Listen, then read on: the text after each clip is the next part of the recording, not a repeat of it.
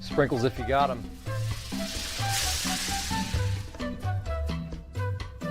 Jack's Donuts, find a location near you, now.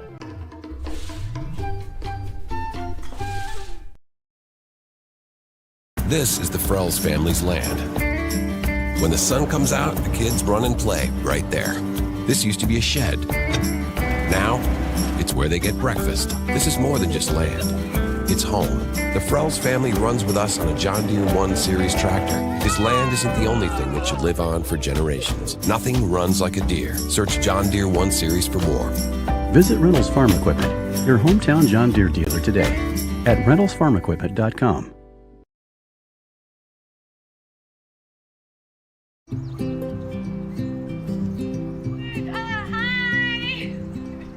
You're good at making big announcements.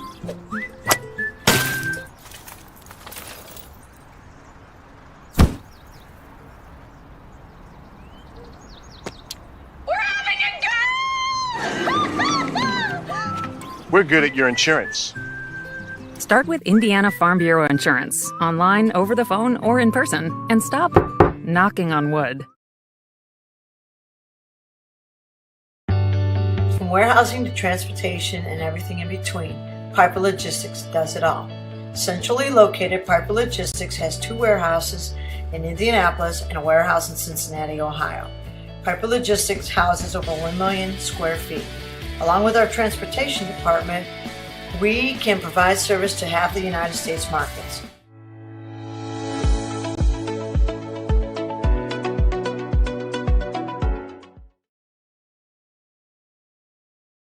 Craving comfort fresh food made from scratch daily? Check out Aspen Creek Grill. Located across from Hamilton Town Center and beside the Holiday Inn, we offer family farm-raised premium Black Agnes steaks hand-cut daily, creamy pastas, salmon chicken, and fall-off-the-bone ribs. Start with our famous powwow shrimp appetizer, and don't miss our refreshing drinks. Family-friendly or a great night out with friends. Aspen Creek Grill. Aspen Creek Grill, Noblesville. Call 317-559-3300. Burtner Electric Incorporated has been proudly serving our residential and commercial customers with quality electrical repair for over 33 years. We are fully licensed and insured in electrical wiring and electrician service packages. You'll receive a competitive assessment whether you're a homeowner or a business owner, first-time or long-time customer. We offer free estimates for any new project. Call our licensed and experienced electricians today. All I ever wanted was to feel loved. He said he loved me. My friends told me it wasn't a big deal. They thought he was so cool, but they didn't know what he wanted me to do.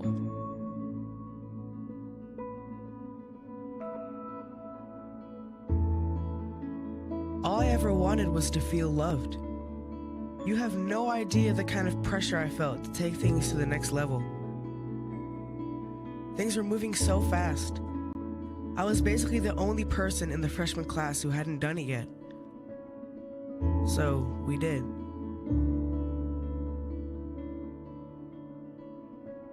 I loved him. I thought she loved me. My health class had CPR at school. I stayed after class to talk with the instructor about it. They showed me that it didn't have to be that way. They showed me that I get to make my own choices. There is another way. That's the best thing CPR gives you. Another way. A better way. healthy way. Sometimes you don't see it because you're in your own world, but they don't make you feel bad. They talk to you like a real person, and they save kids from really unhealthy decisions. They tell the truth, and they know what they're talking about. So yeah, my life was different. I started to choose the better way. I honestly don't know where I'd be or what I'd be doing had it not been for CPR.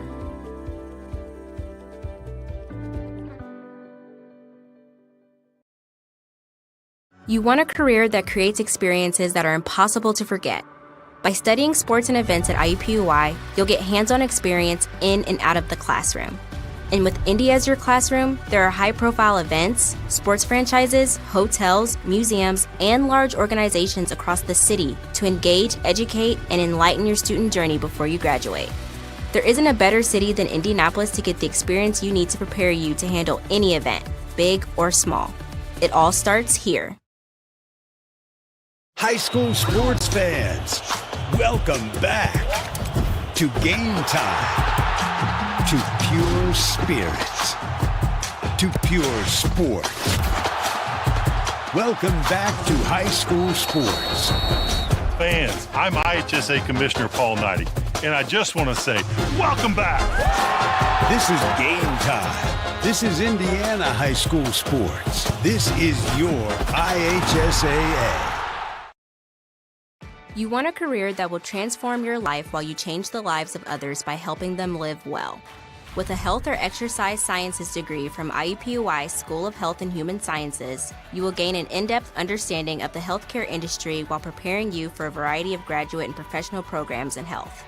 And with India as your classroom, you will have clinical options within leading hospitals right in our backyard, as well as a degree from Indiana University, reputable leaders in the healthcare industry. It all starts here. Can't get to a computer? Then we've got you covered. Just go to the IndianaSRN app and stay up to date with all of your favorite teams. You can watch live coverage or relive the experience with our on-demand service.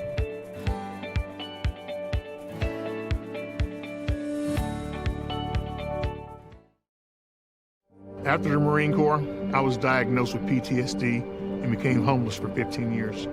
Like a hermit living on the street, I just... Sprinkles if you got them.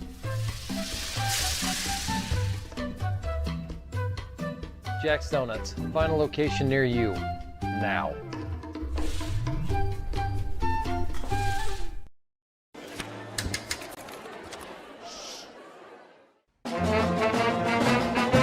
Hey conductor, how about something new? You played this last year. Come on, get your head out of your sacks. We're trying to hear. Well, I'm sick and tired of hearing your kid play the wrong notes. Where's my kid solo? At least you can see your kid. Why is my kid stuck way in the back? The conductor only plays his favorite. My kid heard that solo! You see my kid?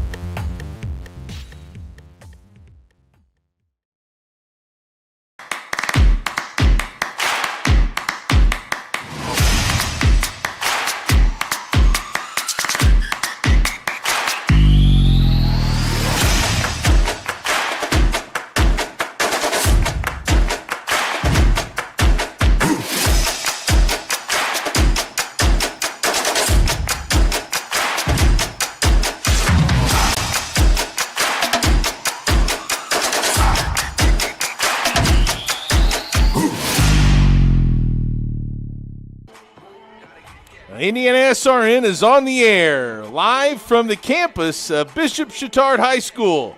We're proud to bring you an exciting night of hoops, as tonight we have a boys and girls Circle City Conference doubleheader as the Heritage Christian Eagles pay a visit to the Bishop Chatard Trojans.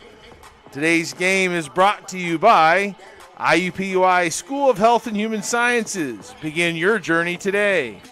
The Morales Group, building better futures one story at a time. Bertner Electric, serving greater Indianapolis and the surrounding counties. Piper Logistics, from warehousing to transportation, we do it all. And Reynolds Farm Equipment, serving our customers and community since 1955. Producer Ben Wood, cameraman Joel Mears, my partner Tony Donahue. This is Clark Chafin, and as the girls start our first game here of this doubleheader, Tony, it's a Circle City Conference game, and Chatard and Heritage Christian, they both have played. Heritage Christian's have played 3 games, 2-1 in conference. Talk a little bit, Tony, just about what conference matchups are and what they mean to these teams. And especially at home, right? You want to take care of home inside of your conference play. It seems early, right? It seems like we're a long way away from March and late February and you get into that tournament.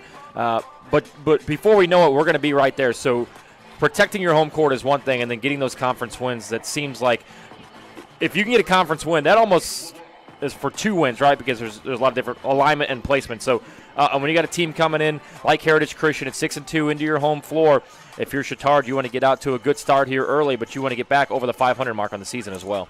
Let's take a look and dive into some specifics of these teams. We'll first look at the Bishop Chatard Trojans, the home team tonight, coached by Dan Wagner.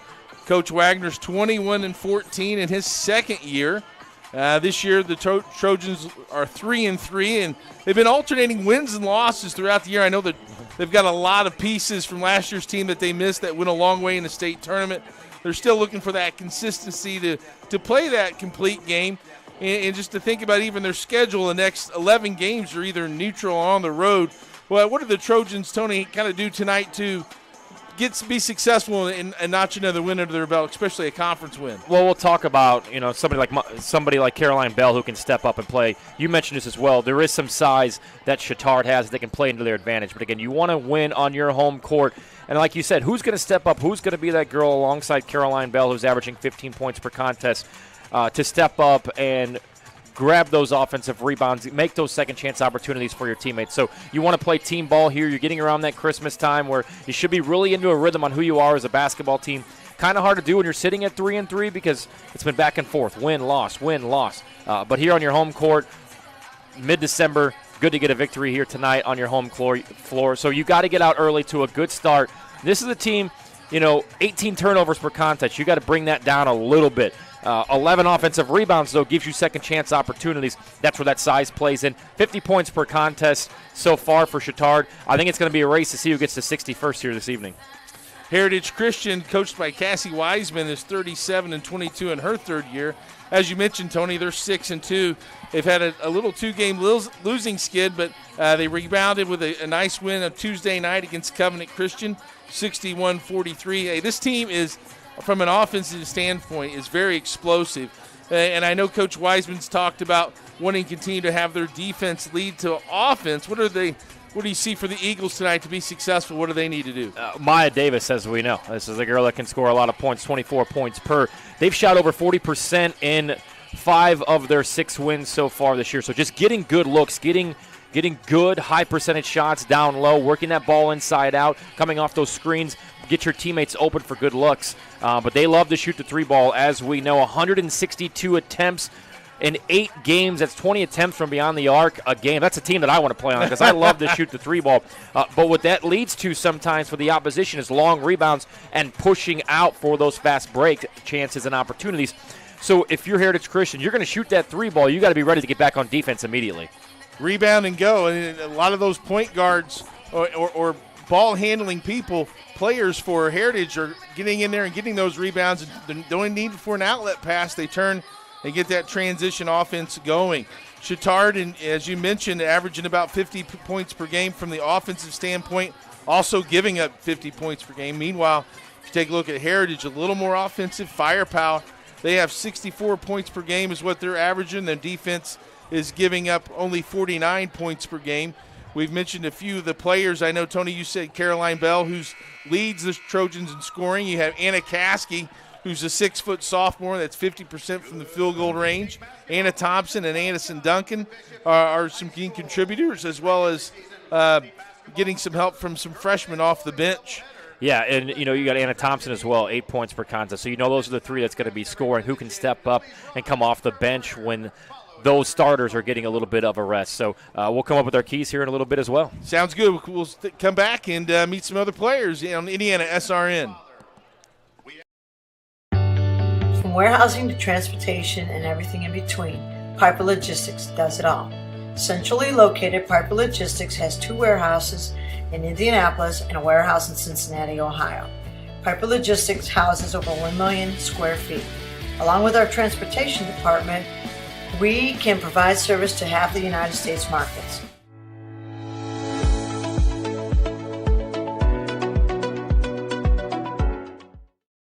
We encourage you to subscribe to our YouTube channel, IndianaSRN. Hit the bell to get notifications for upcoming games and more. Watch as many games as you want, as many times as you want. You want a career that creates experiences that are impossible to forget. By studying sports and events at IUPUI, you'll get hands-on experience in and out of the classroom. And with Indy as your classroom, there are high-profile events, sports franchises, hotels, museums, and large organizations across the city to engage, educate, and enlighten your student journey before you graduate. There isn't a better city than Indianapolis to get the experience you need to prepare you to handle any event, big or small. It all starts here. This is the Frells family's land. When the sun comes out, the kids run and play right there. This used to be a shed. Now, it's where they get breakfast. This is more than just land. It's home. The Frells family runs with us on a John Deere 1 Series tractor. His land isn't the only thing that should live on for generations. Nothing runs like a Deere. Search John Deere 1 Series for more. Visit Reynolds Farm Equipment, your hometown John Deere dealer today at reynoldsfarmequipment.com. At Morales Group Staffing, we are all about building better futures. And during these times, we are working hard to put people to work. We are now hiring for hundreds of jobs with pay up to $17 an hour. Visit our website at moralesgroup.net or text JOBS, JOBS, to 317-472-7600 to apply now and get hired today. We encourage you to follow us on Twitter at IndianaSRN. Find upcoming games, video highlights, and much more. Follow us now at IndianaSRN. Welcome back to Bishop Chatard High School. As starters are being introduced, we will take this time to let you know that this broadcast is copyrighted by IndianaSRN and the Indiana High School Athletic Association for the private use of our audience. The use of pictures, videos, and audio without the express written permission of the IHSAA is prohibited. Tony, the starting lineups are being introduced. So let's take a look who will be out there starting for Heritage Christian. We'll start this way at guard, number 0, Maya Davis, a 5'7" junior. Miss everything for the Lady Eagles. Corinne Marshall will be another starter. She is a 5'8" junior. Marshall wearing number 3. Her sister will be alongside in the backcourt. Jocelyn Marshall wearing number 10. Marshall, a 5'9" sophomore. Maddie Geary will get the start, a 5'7" senior. Geary wearing number 22. And inside for the Eagles, number 35, Casey Frost. Frost, a 5'10" sophomore. Meanwhile, for Bishop Chatard, they'll be in the home whites tonight. They'll start this way. Number 2, Addison Duncan, a 5'8" junior. Number 3, Caroline Bell, a 5'10" senior. Number 15, Grace Feltz. Feltz, a 5'9" senior. Number 24, Anna Thompson, also a 5'9" senior. And in the middle for the Lady Trojans, Anna Caskey. Caskey, a 6-foot sophomore.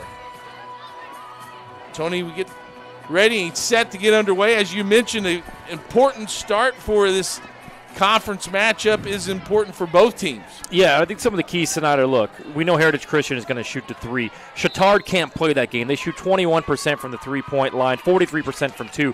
Both teams have to be disciplined. They turn over the ball and they foul often. So the team that can find that most discipline, play fundamentally good defense, I think will be the team that wins this one tonight. Chatard wins the tip and loose ball scramble, and you mentioned right off the bat, a turnover, and it's stolen out of there by Corinne Marshall. And here comes Heritage Christian. Davis down the lane, scoop shot, no. Caskey clears the rebound. we're 30 seconds in, and what we've seen in Chatard at the ball twice now, just a lot of sporadic looking down, not being able to get passes off. They got to clear some space, run some screens, run some sets to get some open looks. Inside post spoon by Caskey, drop step, couldn't get a fall. Bell comes in and tries to collect the rebound, but couldn't control it. And it'll be a second possession for Heritage Christian. Just underway. Maya Davis going to bring the ball up, averaging 24 points per contest. Leads the team in that category. She gets a high ball screen. And the roll to Frost, and they'll call a foul. It'll be a first team foul of the game. No score. Good chance here for Heritage Christian to run a quick play coming out here and set up into your rhythm here. We've seen a lot of chaos so far. We're a minute in. Who's going to settle in and get those open looks? Marshall with the ball, penetrates. Three-point shot is good. Casey Frost, we expect threes from Heritage, but maybe not from Frost, but she steps into that and shot it with confidence. Did a great job coming off of the back screen. That extra pass was made. She was wide open, got her feet set, stepped into it, and the first 3 points of the contest go to Heritage Christian. Duncan with the ball down the right side. There just seems to be a lot of not knowing what's going on with Chatard, which has put them into 2, now 3 bad shots. Rebound, put back, no. Anna Caskey with 3 rebounds, 2 of their offensive segment, but couldn't get the bunny to fall. Got to be frustrating there when you're so close. We talked about it in the outset. You got to get them off of the rebound. You got to get them off of the line and not allow them to have second chance points. And Chatard there, multiple looks at second chance points, haven't been able to. So he had to come right off the screen here, waiting for it. Got a little arc underneath it and nothing but the bottom of the net for the first 3 of the game. And again, when you run those sets, they're going to shoot threes, but there's got to be communication on Chatard's defense. Are you going to switch or are you going to go through that screen? That time, no communication there. Wide open look. Caroline Bell with the drive, and the Trojans just can't get a bucket to fall. Frost gets the rebound, quickly pushed ahead. A nice reverse layup. Jocelyn Marshall. Great job set up by Frost on the rebound to push the tempo, and a nice up and under, one of the prettier layups. What about awareness to know where you're at on the court and to finish that nice play by Marshall with the catch and finish? A little up and under, and it's a 5-0 run to start here for Heritage Christian. Let's take a look back at it, too. I mean, just push the ball up. Great pass up court by Davis. Little power dribble, scoop, and score underneath, and it's 5-0 like that. So Chatard, an opportunity here to maybe slow it down a little bit, get into a nice look coming out of the inbound play. And getting it to Caroline Bell, and that's who you got to get it to. Bell, a little isolation play from the top of the key, drives down with her left hand and finishes for her first basket. Meanwhile, Davis tries to answer back on the other end, and she does. A little 1-foot floater from 15 feet. Maya Davis can beat you in so many different ways. We just saw the floater. She could hit him from downtown, and we'll see her drive the lane often tonight. Chatard with the travel here is going to go the other way. Just kind of chaotic, right? You're kind of chaotic if you're Chatard, and that chaos kind of erupts a little bit more when you're down 7-2 or you're down by 5 early. So 2 minutes into this game, you got to get a defensive stop here, but you got to stay in front of Maya Davis because she can beat you in so many different ways as we saw there on that running floater. Maya Davis can beat you at all 3 levels, from the three-point line, the mid-range game, and right there is another one. Utilizes that high ball screen, controlled jump stop, and gets an and-one opportunity. What makes Maya Davis so good is what we just saw. Very patient. Watch the patience for the screen, and then, okay, I've got the mismatch that I want with the power forward coming up. I'm going to burn right by her, and by that point it was too late. Gets it up and gets fouled and tries to complete the and-one. Misses that free throw attempt. Good push here. Great pass. And can't finish. Chatard misses at the other end, but for Duncan, Heritage looks to push it again. Geary with the ball on the baseline. Jocelyn to her sister. Corin Marshall drives middle. Another three-pointer by Frost. This time's a little short. Battle, and it's extra effort hustle by Geary. He's going to keep the ball with Heritage Christian. So Heritage Christian has Chatard on their heels. They have Chatard on their heels because they know they're expecting 3 ball. We saw it there, the pump fake Girl goes in the air. You had an open look. It's almost like a 5-on-4 at that point. You got to stay down on the ground if you're Chatard. Get a hand up, but don't fall for that pump fake as a turnover here on the out of bounds. Well, and Tony, to your point, when you make a couple of three-point shots, that's going to make that defense more aggressive to close out. And that shot fake and a dribble or two to assess if you can take it all the way or pull up for that mid-range is going to be available. And with Clark, we talked about turnovers. That was an unforced turnover on the inbound pass, just a miscommunication and an overthrow. 2 turnovers on both sides so far in this contest, and almost a third one there for Chatard. But the unforced errors are what hurt you the most, right? If it's a steal and you get beat or something along those lines, I can almost live with that as a coach. But if they're unforced on an out-of-bounds play where you throw it into the third row, those are the ones that are going to keep me up at night as a head basketball coach. Yeah, the aggressive mistakes is what you can live with. As Duncan has the ball over to Bell. Ball screened by Caskey. Good defense here by Heritage Christian.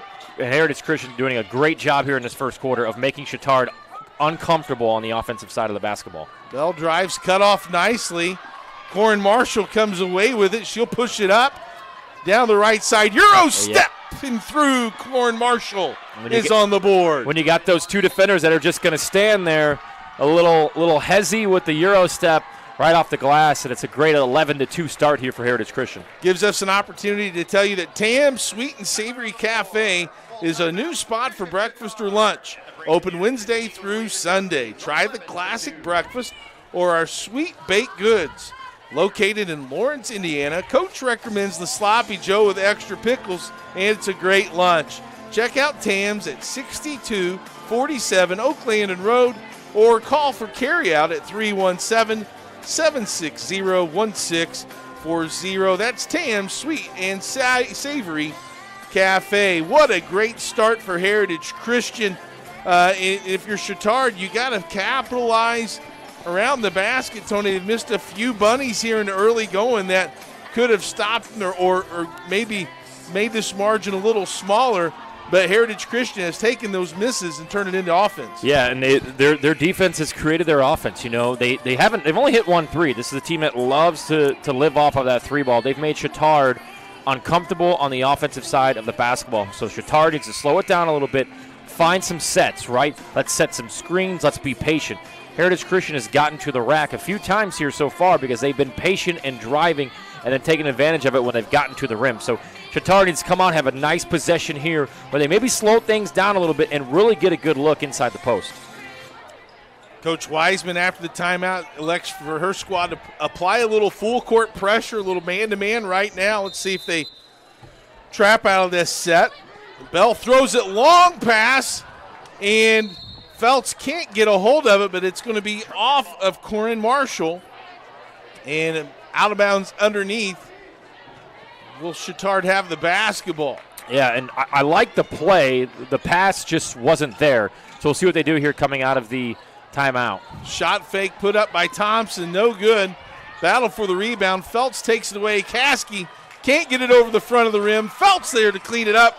Grace Feltz, and what they needed after that timeout, Tony, is an offensive basket. Yeah, and this is what we talked about in their second possession where they had 3 offensive rebounds. They're 3 more offensive rebounds. They've got 7 so far in the first quarter. So something's going right so far for Chatard. They're definitely getting second chance opportunities. They just have to take advantage of them like they just did.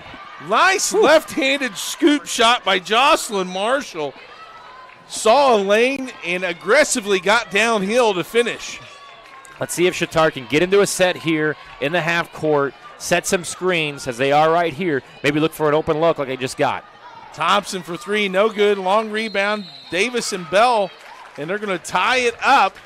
Good smart play by Caroline Bell, but she got a foul. That'd be number 2, so she's got to be smart as we see this drive by Jocelyn Marshall. Great job fundamentally to go up with the left hand.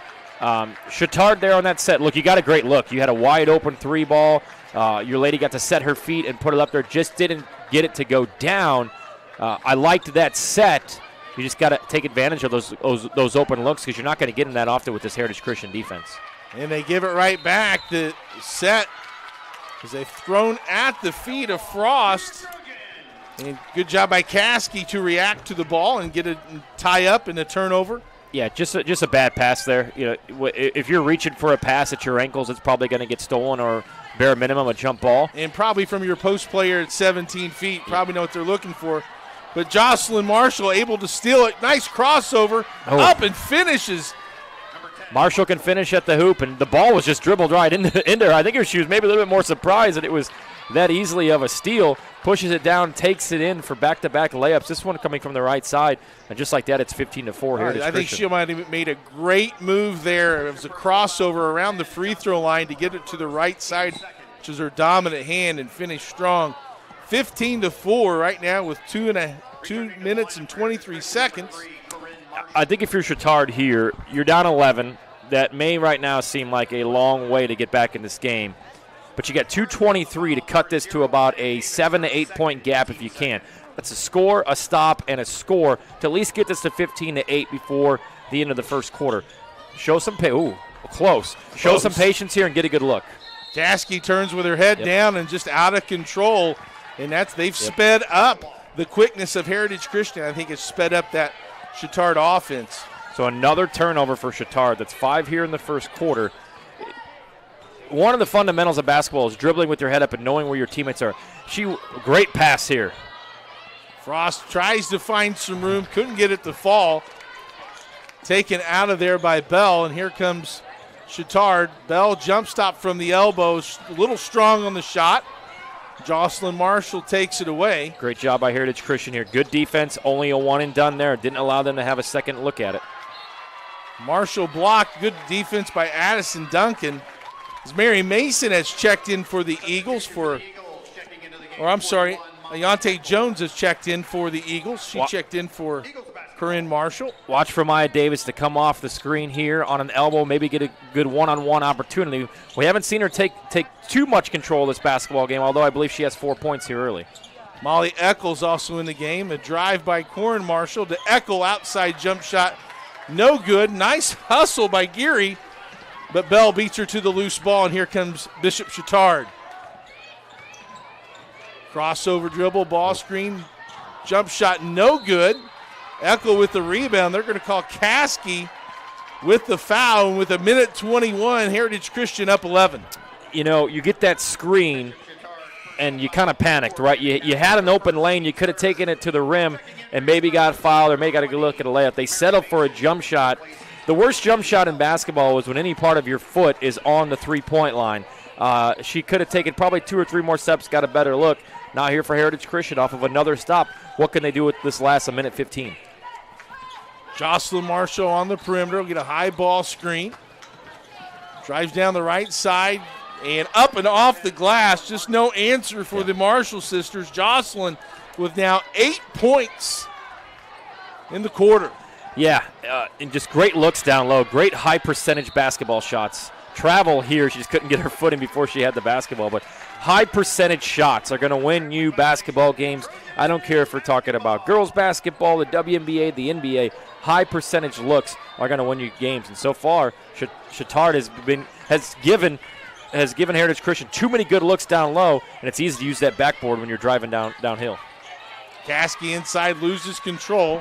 Jones with the steal, and Coach Wiseman yells for her squad to take maybe one last possession here, one shot. Let's see, unless they get a good one. Yeah, I think you look and say, well, look, we're up by 13. Let's not give them any kind of momentum to get a steal and a three or get a steal and something. Let's try to hold and make this the last shot of the quarter. We have all the momentum in this quarter. Let's not do anything to give it back. Jones for an outside jump shot. Tough angle, and that's going to go off Corinne Marshall. And here's why I know you got a good look there, but you got to tell your squad, let's look for that last shot. Now you got 16 seconds for Chatard to not think and just play open basketball and try to get a bucket before the end of the quarter and steal back a little bit of momentum. That's been all Heritage Christian here in the first. Bell with the ball, drives down, runner no good. Eckel with the rebound. Plenty of time here for Heritage Christian. They look ahead. Shot is up, partially blocked. And that'll do it for the first quarter. Heritage Christian with a nice quarter leads after one, 17-4.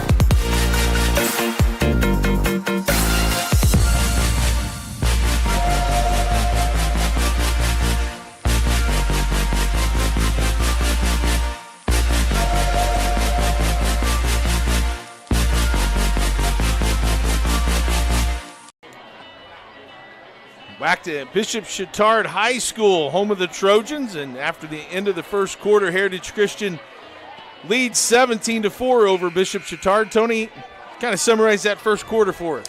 A lot of chaos on the defensive end from Heritage Christian. They really took Chatard out of their game plan early. We saw Chatard turn the ball over 6 times, force up a few shots from the outside. On the other side for Heritage Christian, did a great job of driving those lanes, getting opportunities to score right at the bucket. I think 8 of their points have came via the layup. So if you're Chatard, you're going to have to slow down Heritage Christian going downhill because they're getting way too many good high percentage looks down low.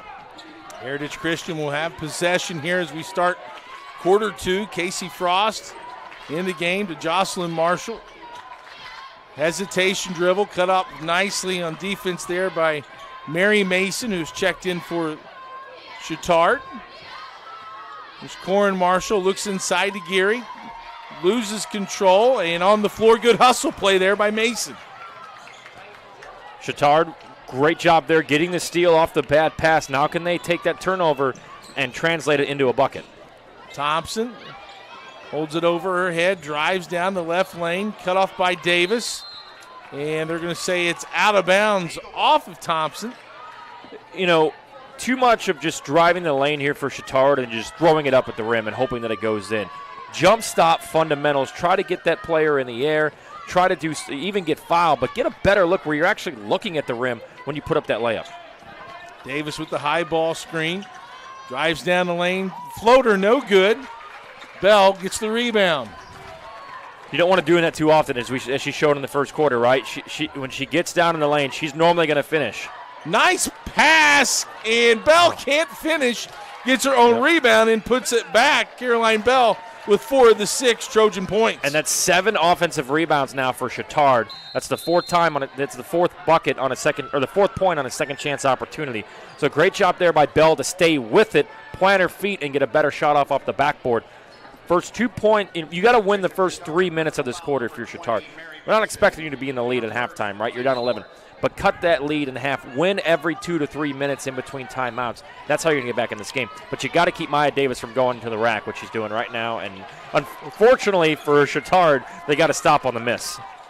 Rebound taken out of there by Chatard, and here comes the Trojans. In the paint, shot up, and good. High contested shot there. A quick 4-0 run to start the quarter for Chatard. High contested shot. When you're double teamed like that, as you know, Chad, find that open girl. You know there's somebody open if you've got 2 ladies on you. Olivia Bersai had checked in, and a freshman makes an immediate impact, gets a defensive rebound, and scores on the other end. And now on the floor, a scramble for it. And here comes the Bishop Chatard Trojans. 3 on the way. It's good. And it is. Addison Duncan. Just like that. A 7-0 run to start the quarter. Your defense translating into offense, high percentage shots, gets the first 3 of the evening for Chatard, and just like that, the lead's cut in half, down to 6. Cut in half, and that's 30-second timeout. Gives us an opportunity to tell you Jack Cherry Insurance Agency, hey, we suggest you contact his team for all your insurance needs, whether it's family, car, business, and home. It's an insurance company to serve you. Contact them today at 317-894-7000. Tony, what's been the difference between the first quarter and second quarter? A little bit more energy, a little bit more defensive enthusiasm. You got a couple misses on good looks from Maya Davis, which translated over to pushing the tempo. But again, the second chance opportunities for Chatard so far here. The net big 3 ball, that's the big equalizer, right? That can swing some momentum, that can cut some leads in half real quick. A couple more stops here, and if that can translate into scores, Chatard will be right back in this game. And I think they feel that way right now, down 6, when it was just 17-4 in the quarter. So nice spurt there to start this second quarter for sure. Confidence, it's a huge thing in sports and athletics, and Bishop Chatard is starting to get some confidence as Davis comes down the lane, kicks it out. Shot no good by Frost. Bell with the rebound. Unselfish there by Maya Davis, though, and she gets the steal here. Found the open lady. She got a great look at it, just didn't get it to go down. Cut off by Thompson. She'll back up and shoot at Maya Davis. You know, I talked about that bad shot being when you're around that three-point line, it's only worth 2. But when you got a girl that's got the confidence to fire it like that, I'm not going to tell her when and where to shoot it from. 1 on 3, she pulled up and she drilled it. Good. That's one of those where the coach is like, no. Yes. And that leads to another turnover. So it seems like this game it's obviously a game of runs. But watch this. On the steal, thinks about it, comes back. Oh, you're going to give me a little bit of space. I'm going to splash it home. Confident shot. And breaks the ice for the second quarter there for the Eagles. Now up 8 with 5 minutes to go. Another high ball screen, jump stop. Got some contact in the air, and she'll go to the free throw line. Yeah, just that slight hesitation allowed for the contact. We'll see if they can make the most of it here from the free throw line. I believe this is the first trip to the free throw line for either team here with 5 minutes to go in the first half. Davis had an and one opportunity but didn't finish in the first quarter. Yes. But she will go and shoot 2 free throws here. Nice soft rims at Bishop Chatard and gets that first one to fall. Boy, love shooting on some soft rims. As long as that thing rolls in, it's all good by me. Second free throw for the 5'7" junior, averaging 24 points per game, 73% from the free throw line, but can't get that to fall. She's 1 for 3 in this contest, but they've stretched the lead back up to 9. Here comes Chatard Mason trying to get it inside. Brzai working hard. Now Duncan, who just moments ago hit a 3. And baseline Bell, her jumper's off the front end. No, and you can tell it's good block out when the ball hits the floor, Tony. Yep. Great block out there. Let's see. You know, she's been able to get to the rim. Both the Marshall sisters has, as Maya tries to add to this lead, but a nice second chance look there on the long 3 ball. We talked about that in the outset. This is a Heritage Christian team that's going to shoot the basketball, which means long rebounds. You got to be able to control those long rebounds, and that time Heritage Christian with the second chance opportunity, but a quick bucket here. Chatard with a nice answer. Quinn Johnson gets on the board. The 5'7" junior had just checked in, and maybe got away with a walk, but Frost gets her second field goal. And that's because they're thinking Frost is going to shoot that 3. She made one in the first quarter, and I believe this will be a charge as she used that arm to kind of push off there. So momentum swinging back and forth. Chatard had this thing cut down to a 6-point game. Heritage Christian now answers to push it to 11 with under 4 minutes to go here. I think if you're Heritage Christian, you want to get a good look from Maya Davis. And we know she'll score when she needs to, but she's also very unselfish. So if you're double team, find that open player. Natalie Cornett, the freshman who just checked in the game, drew that great defensive play. Travel up front. And they'll call Cornett for it. A traveling violation. So 8 turnovers here for Heritage Christian, 7 for Chatard. This is a Chatard squad that averages 18 turnovers per contest. Heritage Christian averages 11, so they're both right around their average. Let's see if Chatard can cut this back down to single digits. Duncan with the ball, looks for the back cut. Caught by Bell. She'll go up strong and get fouled. And a great job there to use that back screen. The pass was a little late in the timing, but patient to go up. And I think they've tried to look for that earlier, just couldn't connect, whether it was maybe the girl with the ball on the outside thought the girl was going to continue to cut and stopped, but that time they had good communication. And Bell was able to catch the ball cleanly and get to the free throw line after she drew the foul. She'll have 2 shots. She connects on the first one, the first free throw for Chatard. Bell shooting 84% from the free throw line. Got to take opportunities when you get them. They can come from the free throw line as they are right now, as that one spins out. But every time Chatard has kind of gone on a little bit of a run, Maya Davis and his team for Heritage Christian has had an answer. Another Euro step is good. Corin Marshall. Little scoop and score there on the up and under, and it's back to a 12-point contest. 26-14. And screen and roll. Geary with the good hands, the deflection. And the Eagles come away with the basketball. Whew. Cornett, that was a good shot fake. Picks up her dribble. They'll reset. Corinne Marshall to the left-hand side. Hands it off to Davis. She gets his shoulders by. Floater up. Off the back iron. No. goes back up, and they call it clean up top. Did not look clean, but we're going to give the officials the benefit of the doubt there. But another second chance opportunity for Heritage Christian. Tony, let's take a look at that Corin Marshall drive to the basket. Yeah, great pump fake. She knows how to use that Euro step to kind of get some space up and under off the glass. And just like that, it's back up to a 12-point game. So 2:36, we talked about this in the first quarter. Can you own that last 3 minutes of the quarter and take some of that momentum into the locker room with you? Ball goes to Heritage Christian. So I think it was a foul on Chatard on the screen. And that's going to put the Eagles in the bonus also the rest of the quarter, as here's a drive by Corin Marshall. No good. Jocelyn Marshall battles for it. And Caroline Bell comes away with the rebound. Bishop Chatard looking to get some offense going here. They've got 10 points so far in the quarter. Thompson bounce pass. Good defense by Marshall, but Caskey comes away with the loose ball. And Maya Davis comes out. She'll push it in transition. Oh, wow. Lost from behind. A little bit of footing there was taken away from her that led to the steal. Look, if you're Chatard here on the offensive side, when you get into this half-court set like they've been doing, it's almost like you got to go downhill, right? You got to get towards the basket. You got to get an opportunity to get a good look at the basket. Then obviously, but it just seems like they have one option, and they go to that option when they know that play's coming instead of looking around, being patient, and maybe waiting for that second or third option on the back screen to come through. So many times when I've seen basketball coaches get frustrated that if they call a play and that play doesn't work and it's not there, well, you got to continue to play basketball. What's your next option?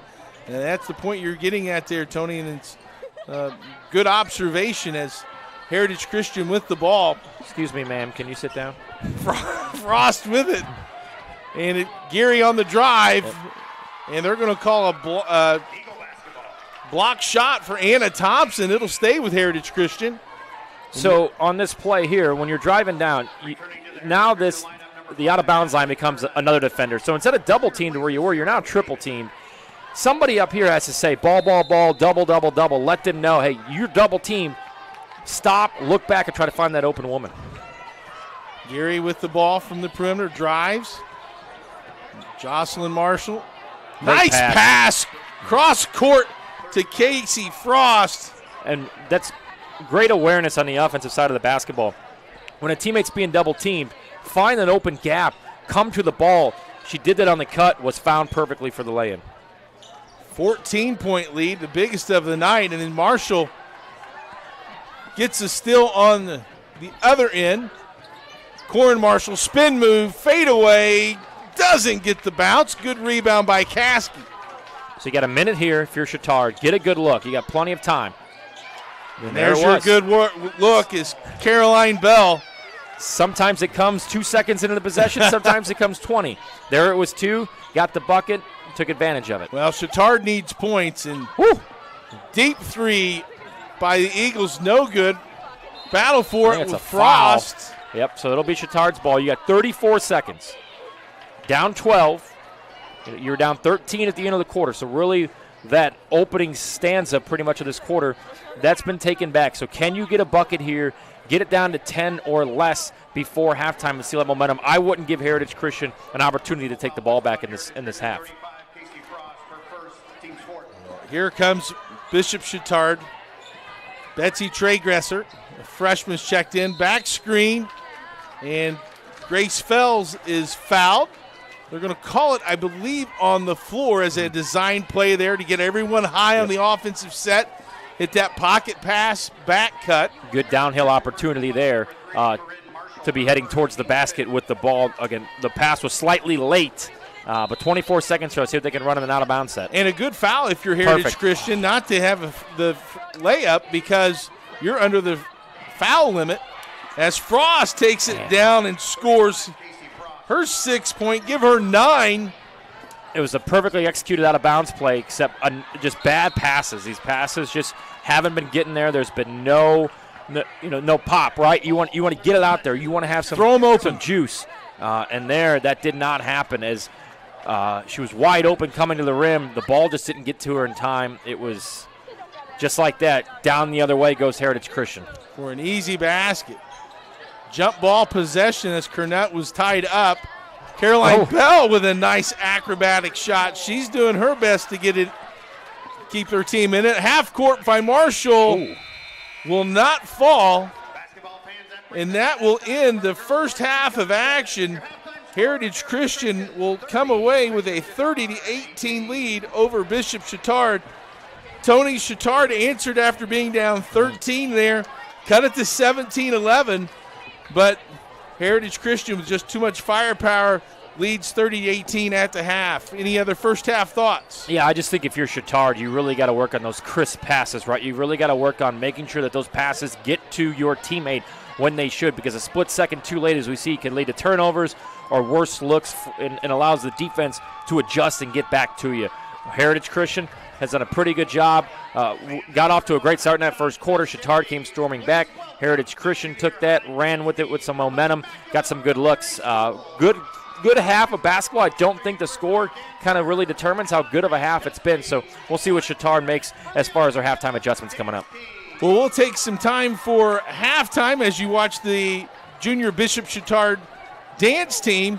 30-18 Heritage Christian here on IndianaSRN. Today, greed, selfish interest, and barefaced corruption seem all the fashion. America needs great men of tolerance who can give honest debate to the great issues of the day. I'm seeing mostly squabbling, men squandering their time, being wolves to one another. Yet, I'm not without hope. We still have Freemasonry. Yes, the same Freemasons that helped create this country have always provided great men when needed. And today, in every city and town in America, Freemasonry is still providing that special place where young men can find their greatness and accomplished men can give something back. Yes. In this time of great hope, it is my hope that America will see that Freemasonry is a national treasure that cannot be separated from our country's future. You want a career that creates experiences that are impossible to forget. By studying sports and events at IUPUI, you'll get hands-on experience in and out of the classroom. And with Indy as your classroom, there are high-profile events, sports franchises, hotels, museums, and large organizations across the city to engage, educate, and enlighten your student journey before you graduate. There isn't a better city than Indianapolis to get the experience you need to prepare you to handle any event, big or small. It all starts here.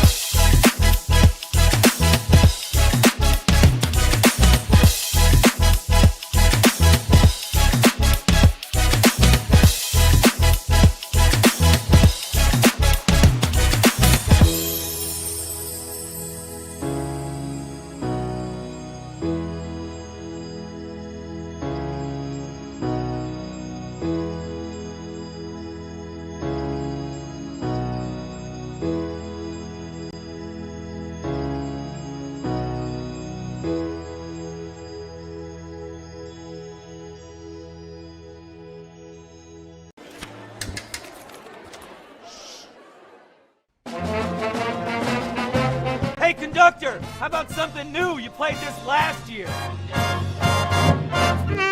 Come on, get your head out of your sacks. Shh, we're trying to hear. Well, I'm sick and tired of hearing your kid play the wrong notes. Where's my kid solo? At least you can see your kid. Why is my kid stuck way in the back? The conductor only plays his favorites. My kid earned that solo! You saying I did? Yeah! Hi, I'm Matt Wolford, president of the IHSAA Foundation, and we need your help. We need your help so the youth of our community can develop advanced leadership skills. We need your help giving high school administrators and coaches the instruction and insight they need to be better role models and teachers. To learn more or to make a tax-deductible contribution, go to IHSAAfoundation.org. You'll not only be contributing to the foundation of the IHSAA, you'll be contributing to the foundation of our community. Can't get to a computer? Then we've got you covered. Just go to the IndianaSRN app and stay up to date with all of your favorite teams. You can watch live coverage or relive the experience with our on-demand service.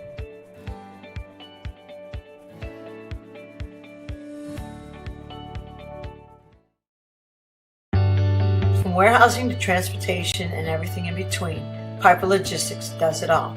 Centrally located, Piper Logistics has 2 warehouses in Indianapolis and a warehouse in Cincinnati, Ohio. Piper Logistics houses over 1 million square feet.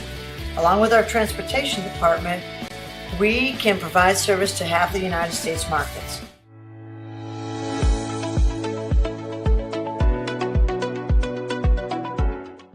Becoming a licensed sports official is a great way to make a positive difference in the community and support the over 160,000 Indiana student athletes that participate across 22 IHSAA sports.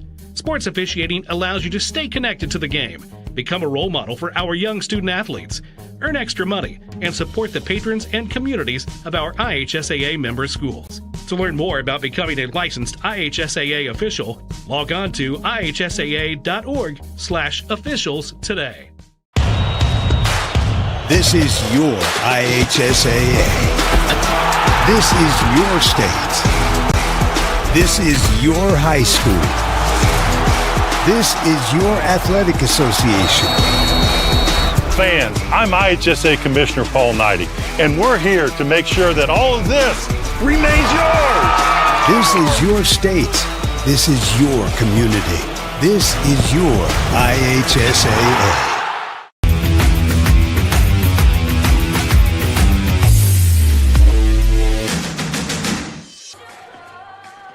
Welcome back to Bishop Chatard High School. Halftime here. The Heritage Christian on top of the Trojans 30-18. We want to tell you it's Christmas music 24/7 on IndianaSRN. If you go to Indiana. I think this game's going to be dictated here early in this third quarter. Can Chatard cut this to about an 8 to 6 point deficit, or can Heritage Christian push it to about 15 or 16? Beginning of this third quarter, very critical. Jocelyn Marshall behind the back over to Corin Marshall. Driving down the baseline, can't get it. The follow was Frost. And loose ball taken out of there by Thompson. Thompson to Duncan. She lets it go and score. Addison Duncan, a field goal. Give her now 5. So the 11th turnover of the evening for Heritage Christian leads to the first 2 points of the half. Here, just a little bit too selfish there. You had 2 girls right in front of you on the kick out that were open. You dribbled down into a double team. Now 2 possessions, 2 turnovers for Heritage Christian. We'll see if Chatard can cut this to a single-digit deficit. Chatard with the aggressive defense. They came out that way in the second quarter after being down 17-4-1. They cut right into that lead and made it 17-11 before Heritage was able to control the rest of that second quarter. Is Anna Thompson, spin move, left hand, off the rim, no. Davis will get the rebound, and they'll call Thompson for the foul. Yeah, the frustration foul there from Thompson. She thought she had a good look at it, didn't convert. Rebound comes down right in front of her to the opposition. A quick foul there. A foul apiece here in the first minute. Heritage Christian now with a chance to get their first bucket of the second half. We'll see what kind of set they run and then get Maya Davis kind of running downhill for a good look at the rim. Change in defense for the Trojans as they go to a little half-court trap. Davis breaks the trap. High arcing shot. No good. Rebound by Marshall and a block by Caskey, and here comes Chatard up ahead. Good hustle by both teams as Frost tried to steal the pass. And they'll say it's going off of a Lady Trojan, and it'll be Heritage Christian basketball. A good pass there. It was the right idea. The pass came a little late underneath the rim, and then it was batted around back to Heritage Christian. Frost step back, high arching shot is good. Feeling it. Casey Frost is double figures. 11 points so far. He started out with that 3. That one there, just a good look. I think it might have brought some snow with the arc on it. But a nice little jump shot she has there. She's proven it here this evening. Addison Duncan staying aggressive. Will draw the foul. Duncan only averaging 6 points per game. She'll go to the free throw line as the 5'8 junior. Good way to get back into this game here, Chad, is to get to the free throw line, get points on the board without time coming off the clock. How do you do that? You be aggressive towards the rim, and you settle for one of two things: a good look off the backboard, or you get fouled. You start racking up those fouls that can put you on the free throw line, and that's how this team's going to get back in the game. They're not a good three-point shooting team, so you're not going to be able to do it. You're not going to be able to trade baskets with Heritage Christian because Maya Davis is good enough to beat you on her own. But really, this comeback is going to start on the defensive end. And drawing fouls on the Eagles is going to extend that game, get into their bench players maybe a little bit. That would be a good strategy, as you mentioned, Tony, as Heritage Christian with the ball on the offensive side. Corinne Marshall backs it out to Jocelyn Marshall. Drives down the left side, blocked by Caroline Bell. No call. Bell pushes the pace up ahead. Great look. And it's score. And I like the double team down low. Heritage Christian has proven that they're still going to just throw it up even if they're double teamed, as we see Maya Davis. She can do that. She can throw it up when she's double teamed and get a bucket. But if you double team down low, you're going to have a chance to get them off their rhythm at a bad shot. This one goes off of the backboard on the power dribble, and just like that, it's to a 7-point contest. Berzai with her second field goal. The freshman has made an impact. 4 points off the bench as Caroline Bell gets called for being on the back. As here's that drive. And it's kind of been proven that what they want to do is go down low and they get double teamed by Chatard and they don't pass it out. They just throw up a forced contested shot. Chatard will take that any day of the week and push it down as it's a 9-point game here. Eyes up as Caroline Bell with that rebound. Feeling it. And she drills it. That little hesitation dribble a few times. Got her a little bit open. Casey Frost is anything but cold. Up to 13 points on the evening. 13. Leads all scores. Berzai, shot fake, good defense. Can't get it to fall, and checked in the game as Kernut. Yeah. And she just checked in, and when you're double teamed like that and you're kind of stuck, you can't really do much with that pivot foot. You've got to find an open lady. Somebody's got to come to the ball and then reset the offense. And foul there by Anna Thompson. Just a step late to get in that passing lane, and Maddie Gurry draws that foul. 4:30 to go here in the third. I think you want to have this within about a 7-point game, 2 to 3 possessions by the end of the quarter. So far, you've owned the first half of this third quarter. You haven't allowed Heritage Christian to push that deficit any more than what it was at halftime. A chance to get a stop and a score here to cut it to single digits.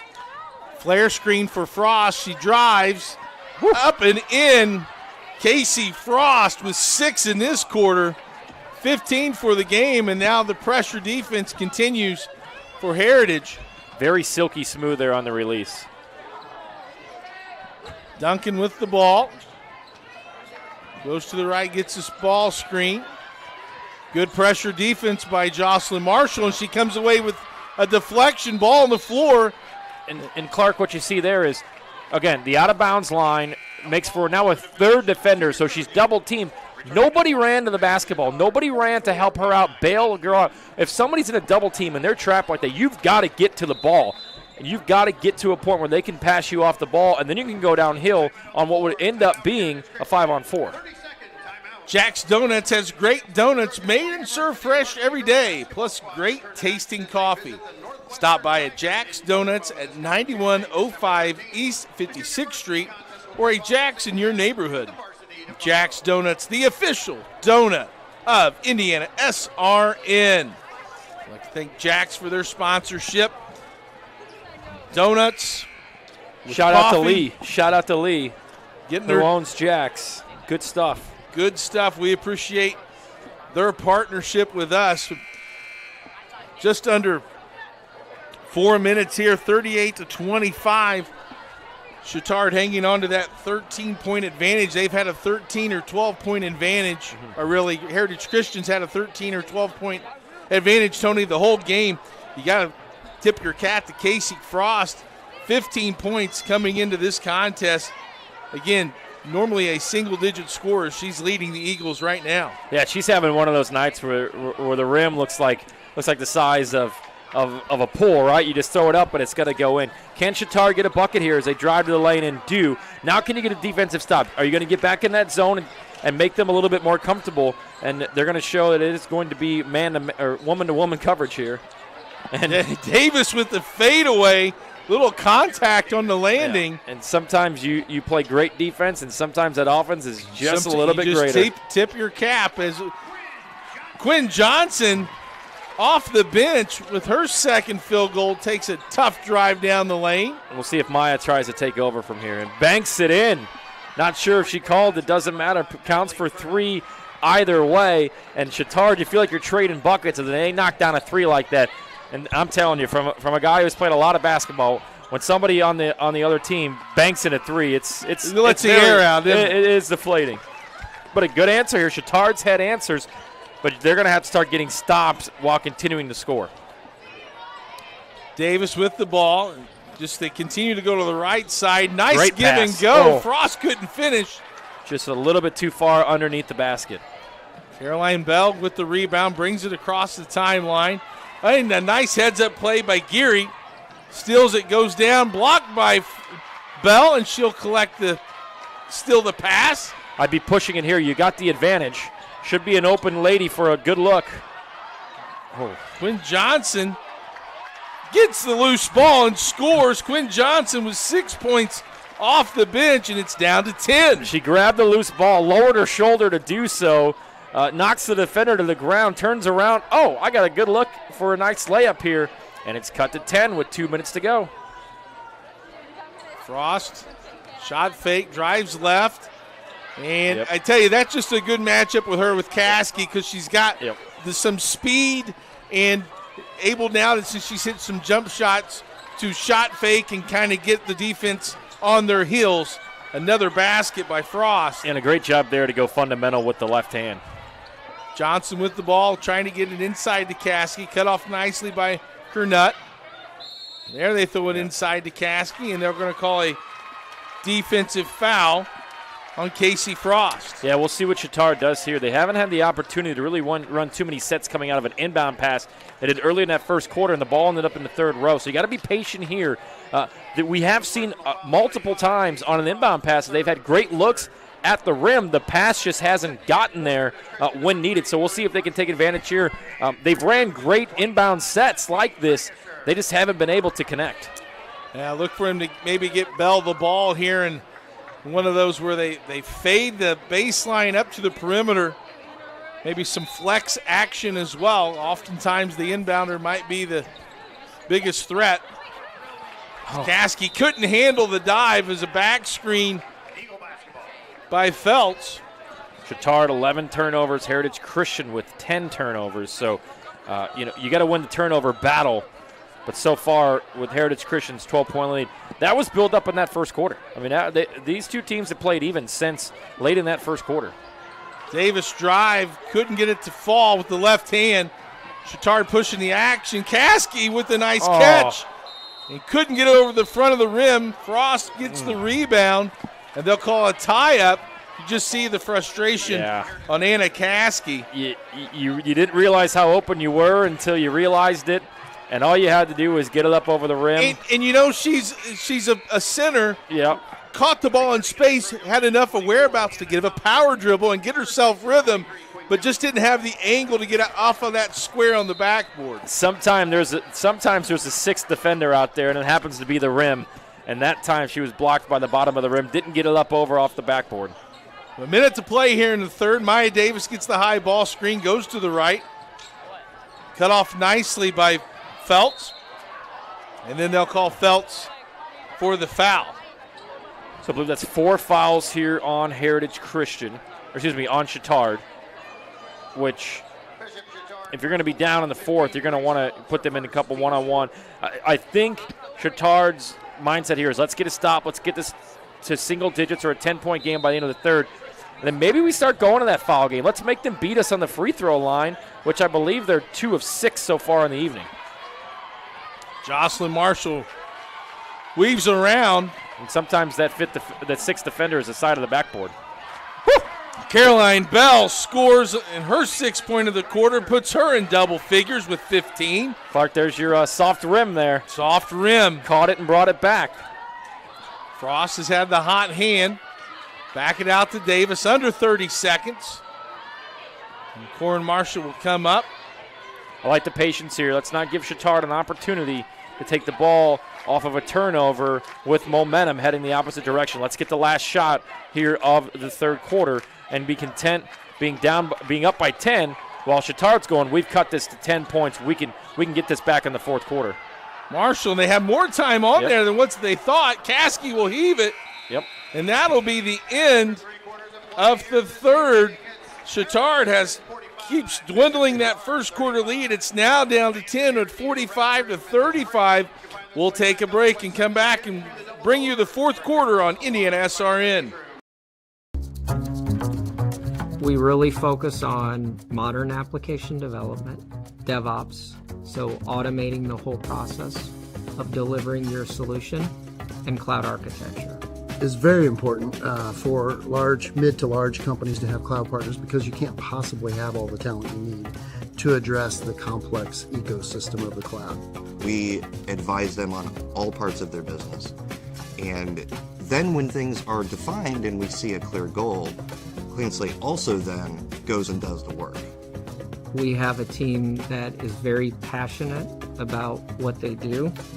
We love to solve complex problems, and there's a lot of companies out there that will avoid, getting involved in those things, and I think that's why clients like to work with us.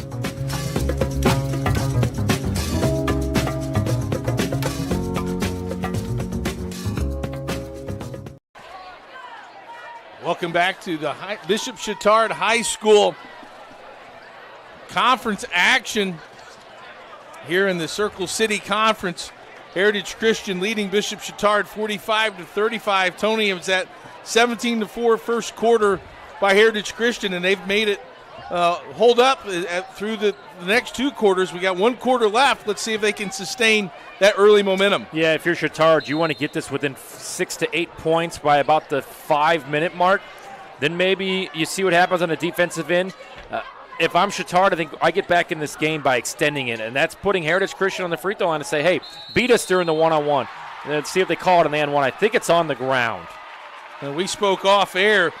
If we look at Chatard, the frustrations from Anna Caskey and Anna Thompson, 2 girls that averaging a combined 10 points a game, they have yet to score. As we see this post feed, trying to get Caskey involved. Nice power dribble drop step. I think they called it on the ground. It was close. And they're giving her an and one, so that's Caskey's first field goal. Yep. And it's down to 8 with potential to 7. And that's Casey Frost's 4th foul. And that's been their offense, and a nice friendly rim on this side of the basket. Great timeout here by Heritage Christian. Right off the bat in the first 12 seconds, you get a bucket and an and one. You cut it to 7. Now you got a chance to play some D, play loose on defense. I think these next 2 possessions, you tell your girls, if you're Chatard, let's play fast, let's play loose, let's try to get on the ground for those loose balls. Let's try to steal in the passing lane. Let's take some chance. Let's take some risk and try to get some momentum going the other way and get some fast break opportunities. We want to tell you that the Industrial Sales Association has been the electromechanical component manufacturer's representative for Illinois, Indiana, Kentucky, Ohio, Michigan, and Eastern Tennessee for years. They wish all the teams good luck during this season, and for more information, contact Rich at 317-546-1900. It's been a 9-2 run with a combination of the end of the third quarter and beginning of the fourth quarter that has helped Chatard cut this lead to 7, and then they come to some full court pressure. I'm slowing it down here if I'm Heritage Christian. Let's slow it down. Let's get high percentage looks. Jump ball here, and it's going to go to it's going to stay here. But I think what you need to do, if you're Heritage Christian on offense, just slow it down, run some sets for your go-to in Maya Davis. Try to get her some good looks, kind of going towards the rim. Betsy Trey Gresser was checked in and credited with the defensive pressure to get that jump ball. As a 3 by Jocelyn Marshall off the backboard. No. Caskey with the rebound. Here comes Chatard on the push and transition. Great rebound by Caskey. Great block out. Goes up strong. Snags it. Finds her point guard. And Chatard here, they're thinking we can get back into this game. A bucket here would really make it close. Down low to Caskey, inside Great extra out. pass. Trey Gesser can score, but Caskey with the rebound and put back. It's been all Caskey here in the second half. Great pass there to get the open look, grabs the rebound, and a steal quickly. Oh, close. But it's a 5-point game, and they've got Heritage Christian kind of running backwards here on the ropes. Davis on the drive, and she will go to the free throw line, is fouled by Grace Feltz. And Anna Caskey with 5 points, all of them in the fourth quarter. And it's down to a 2-possession game. Maya Davis goes to the free throw line where she is 1 for 3. And 73% on the season is the junior. I call this the swing door. Can you swing the door open, or is it going to be slammed shut in your face? If you're Chatard, you've got it within 5 to 7 points. 2 straight buckets like you just did get you within a possession. But 2 misses and 2 straight buckets for Heritage Christian. It's back up to a 10-point game, a double-digit contest. So slow it down here on offense. Caskey's been the one that's kind of gotten everybody open or has gotten to the basket. I think you'll see more of her here. She takes it down low. Eccles has the assignment to guard Caskey is Molly Eckel, the 5'7 senior, and Caskey will draw the foul on her as she tries the post move. It's like Sydney Shaw is getting ready to check in for Bishop Chatard, number 11, the 5'9 junior. It's Caskey to the line where she just made an and-one opportunity. They've proven, hey, if you're going to guard Caskey one-on-one down low, we're going to give her the basketball and let her go to the rim. And you're either going to foul her or she's going to get a really good look. Now, it's going to be key for Chatard here. So when you get to the free throw line, to take advantage of it. I mean, they're free for a reason. Easier said than done. Caskey misses that first opportunity. The second one, she looks to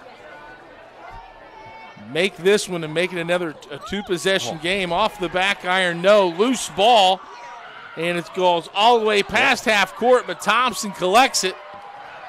Wasn't backcourt. There's nobody that had possession. Good look there, missed. But the offensive rebound, that's the 6th second chance point of the fourth quarter here for Chatard. Grace Feltz gets that one. Meanwhile, on the other end, a kind of a quick shot by Geary. Yep. You got to slow it down a little bit if you're Heritage Christian. Bell drives the lane, couldn't get it to fall. As Corinne Marshall gets the rebound, she'll push. Deflection by Bell. And the other way, here comes Thompson down the left side, up, and she'll draw the foul on Corinne Marshall.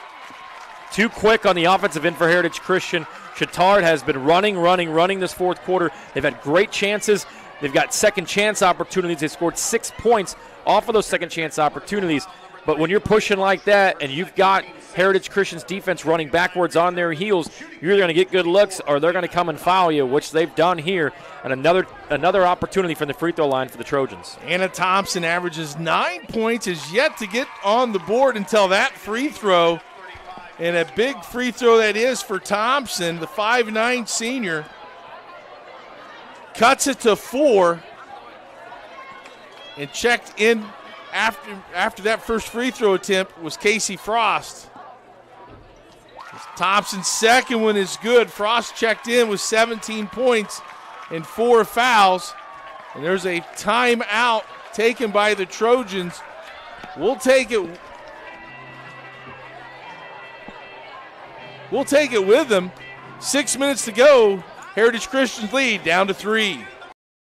From warehousing to transportation and everything in between, Piper Logistics does it all. Centrally located, Piper Logistics has 2 warehouses in Indianapolis and a warehouse in Cincinnati, Ohio. Piper Logistics houses over 1 million square feet. Along with our transportation department, we can provide service to half the United States markets.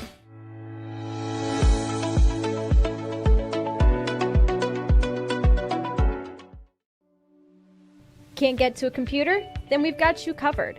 Just go to the IndianaSRN app and stay up to date with all of your favorite teams. You can watch live coverage or relive the experience with our on-demand service.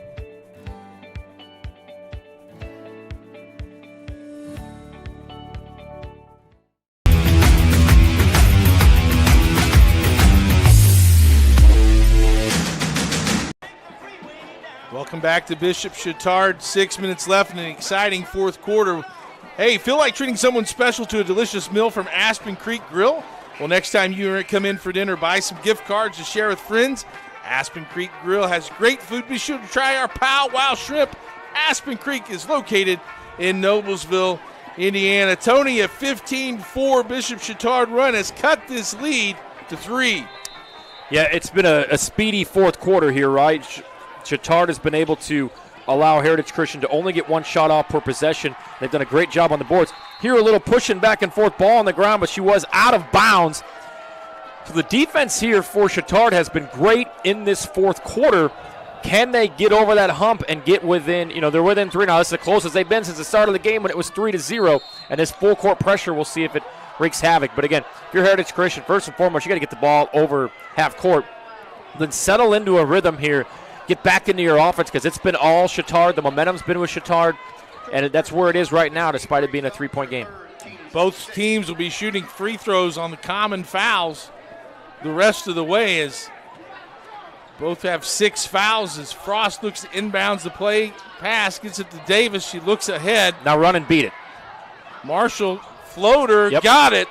Once you break that first initial pressure of press, you've just got to go because if you allow them to get back and to set things up, you're going to allow them to get right on top of you and guard you. And pass thrown out of bounds, looking for Mary Mason inside. And Chatard looks to, again, apply that full court pressure. There's Chatard saying, look, nobody's bringing up this basketball. Maya Davis is not bringing up the ball. And a quick steal here, the third steal on the inbound pass. Looks like it's going to be a jump ball, which will stay with Chatard. But, again, Chatard's saying Maya Davis is not bringing this basketball up. Face guarding her, double teaming her, making sure somebody else gets that ball in that possession, or in that position, rather. As here comes Chatard. Thompson over to Bell. She'll get a high ball screen. Great set. Jump stop from the elbow, too strong. Davis with the rebound.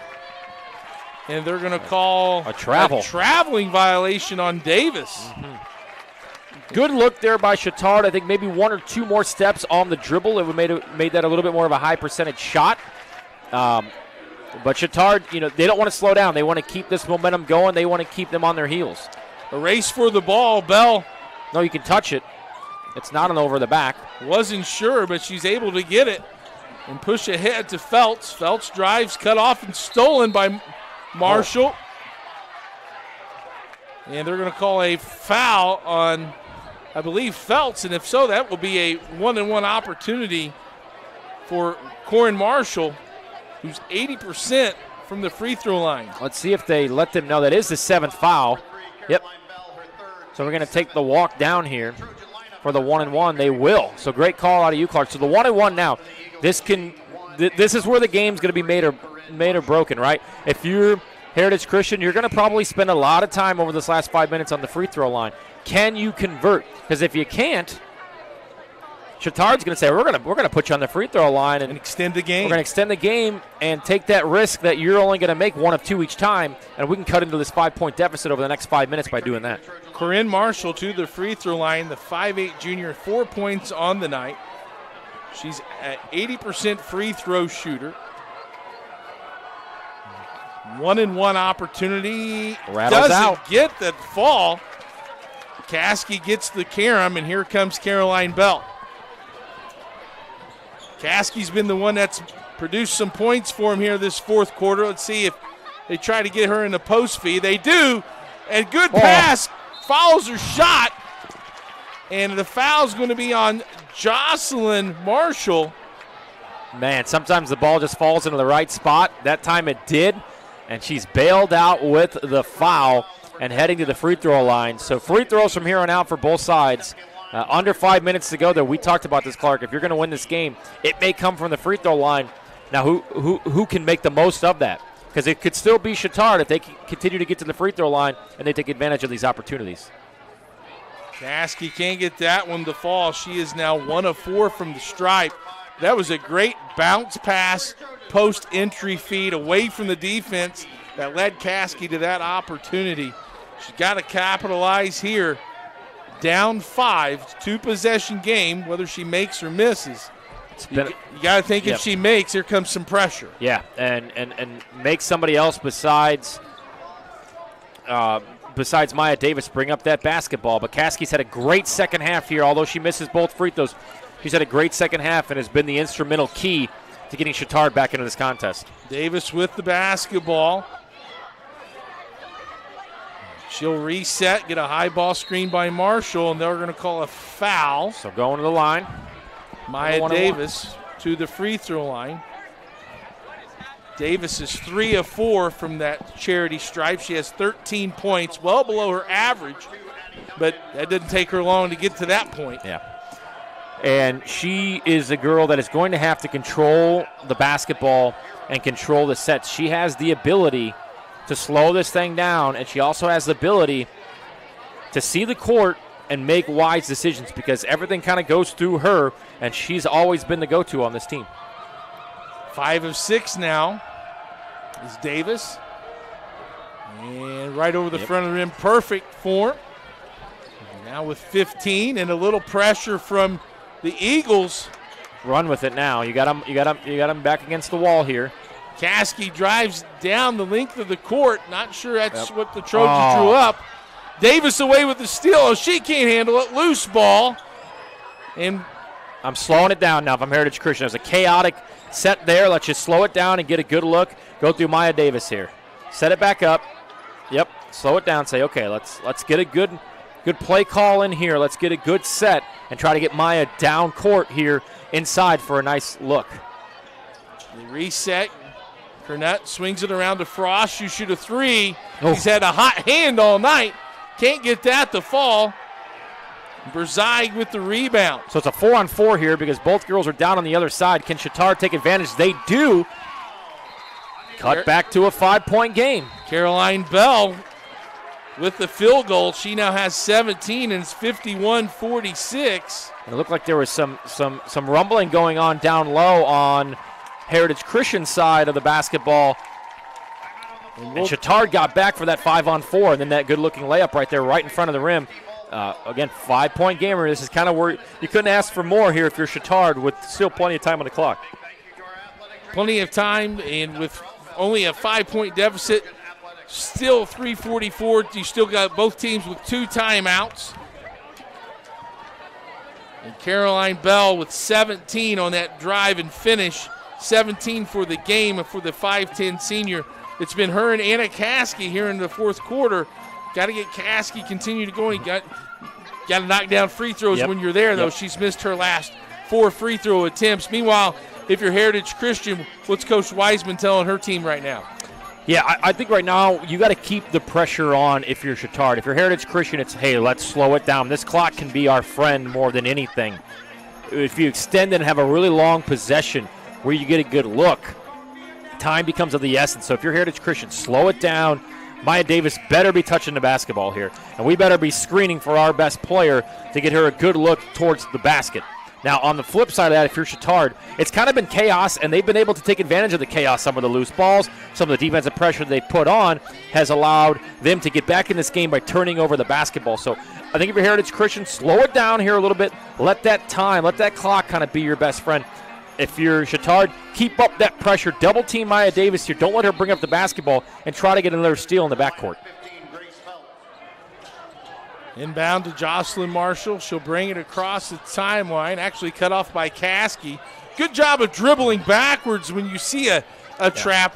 Got plenty of room. They'll give it to Davis, and they'll clear out. So I like this. You get it to Davis. You get it to your best player. You kill a little time and let her go downhill for a good look.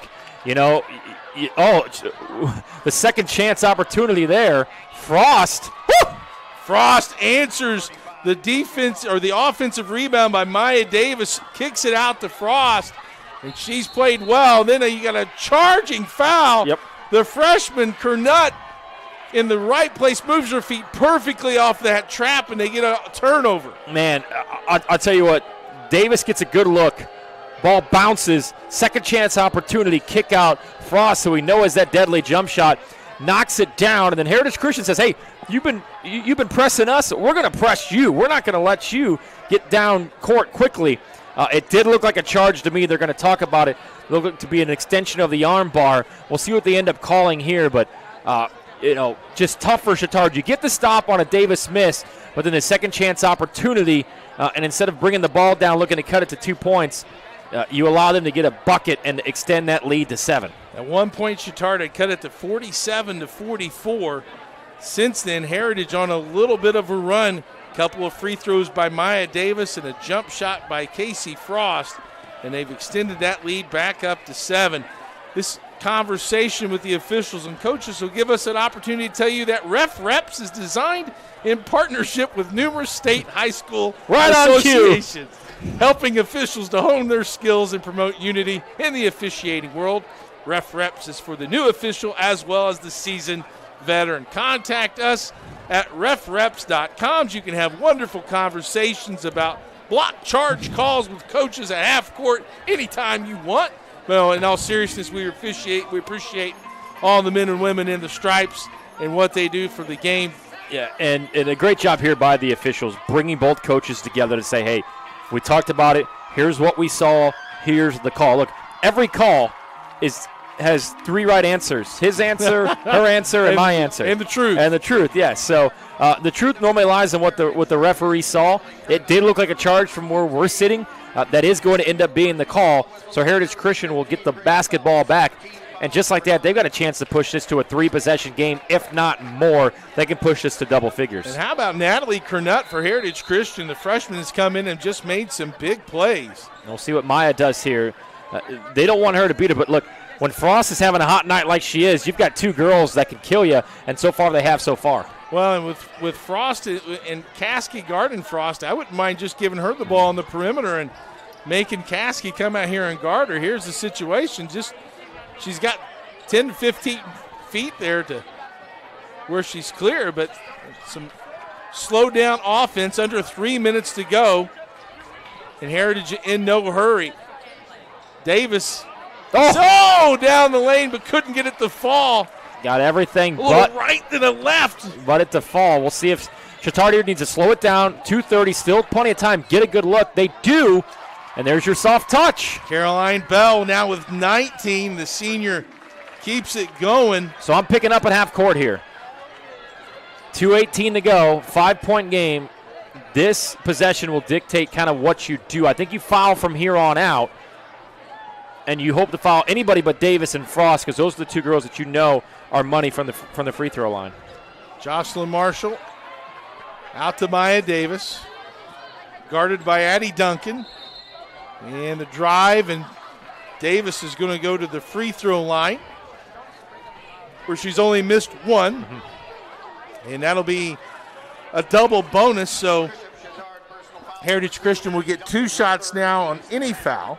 Yeah, and she's like you said, she's been money from the free throw line. I think she's only missed twice.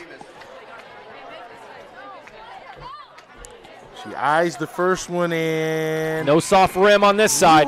You only get it on one end. Ooh. In and out. It's Quinn Johnson checks in. Johnson has 6 points for Chatard off the bench. As Davis looks to put this second free throw in, it's up and good. So now it's a 6-point game, and which is huge compared to a 4 or 5 point game, which you can easily now 6. That's 3 possessions, or 2 if you knock down the 3. Chatard's kind of proven tonight they haven't been able to knock down a 3. But this is not what you want to see if you're Heritage Christian. Not what you want to see. 3 seconds out of the inbound pass, you put him right back on the free throw line with a chance to cut this thing back down to 4. Yeah, 70 feet away from the basket, and you get a foul. The freshman Natalie Cornett, she's going to learn, just get a little more discipline there and to at least get that ball. I know you want to continue to apply pressure, make a good choices. Anna Thompson to the free throw line where she's got her only 2 points, and she gets the friendly roll. She's now 3 for 3 from the line. There's your soft rim for you. I like the soft rims. Substitution. Corinne Marshall is checked back in. Thompson, the left-hander, looks to go 4 for 4 from the line. Misses that one. Frost with the rebound. No need to foul here. Okay, you're under 2 minutes, but force them into something. Put pressure on the ball. If you do commit a foul, that's not the end of the world, but put pressure on the ball and force Heritage Christian into a mistake. The Eagles reset with Davis between the circles, now to the right. Plenty of room between her and Mary Mason, and they're going to call a foul. Not the end of the world there, right? Look, you try to get something, but you're going to have to foul eventually anyway. And the more time on the clock when you do start those fouls, the better opportunity you're going to have to, like you said, extend that game and try to get some better looks. Offense and defense substitutions are what the coaches are going to do now, especially for Chatard. As Corinne Marshall will go to the free throw line. She misses that free throw. She has 4 points. 0 for 2 from the free throw line, but again, double bonus for the Eagles. Second one's up, and that falls for Corinne Marshall, and she now has 5, and the lead's up to 6. You don't need threes here. You can still get to the bucket. You just need good looks. They got a good look for 3 there, and they knock it down. So just like that, the momentum shifts back to Chatard, and a 3 ball cuts the lead in half to just 3. Anna Thompson with the 3, and cuts the lead, as Tony said, the 3 at 55-52. A 30-second timeout tells us that sportsmanship is a fair and generous behavior or treatment of others. Be a good sport and respect our coaches, players, officials, and fans. IndianaSRN and the Indiana State Officials Association knows sportsmanship begins with Hugh. A huge three-pointer by Anna Thompson, her first field goal, cuts it back down to 3 points with 1 minute and 16 seconds. You needed it. You needed it more than anything. Got a good look quickly down the court. You still don't need a 3.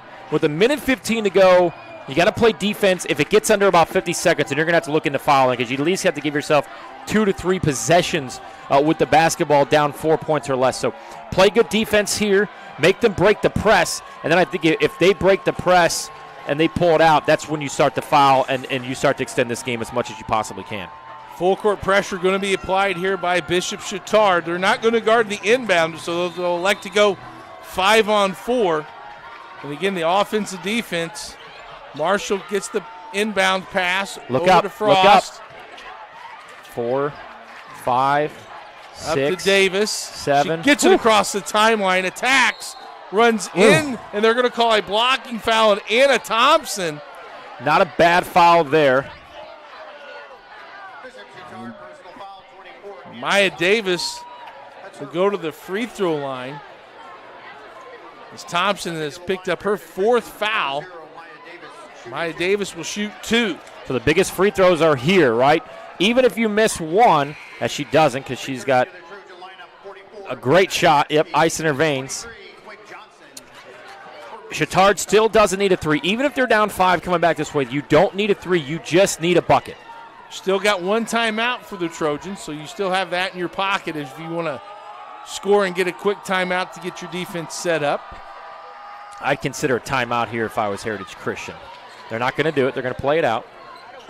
Davis now with 18. Up the court real Great quick move. is Addie Duncan. Great job by Addie Duncan because Heritage Christian's thinking they're going to put up a 3.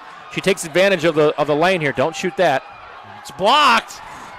Caskey with the rebound. Here we Thompson. go. Down 3. 40 seconds left. You still don't need a 3. Kicked out the bell. Slow it down. I'm taking a timeout. I'm getting a timeout right here. I got 1 left if I'm Chatard. And slip screen by Bell. A nice post feed from Thompson. And Bell's going to go to the free throw line with 19 points. 31 seconds remain. And the 5th foul for Casey Frost, who fouls out with 19 points. And Caroline Bell is 1 for 1 from the charity stripe. Spirit fingers in hand for the student body. Some substitution here for the defensive side. Get some fresh legs in, some players that don't have too many fouls on their end. And the full timeout, we'll take it with them. The Eagles up over the Trojans by 3.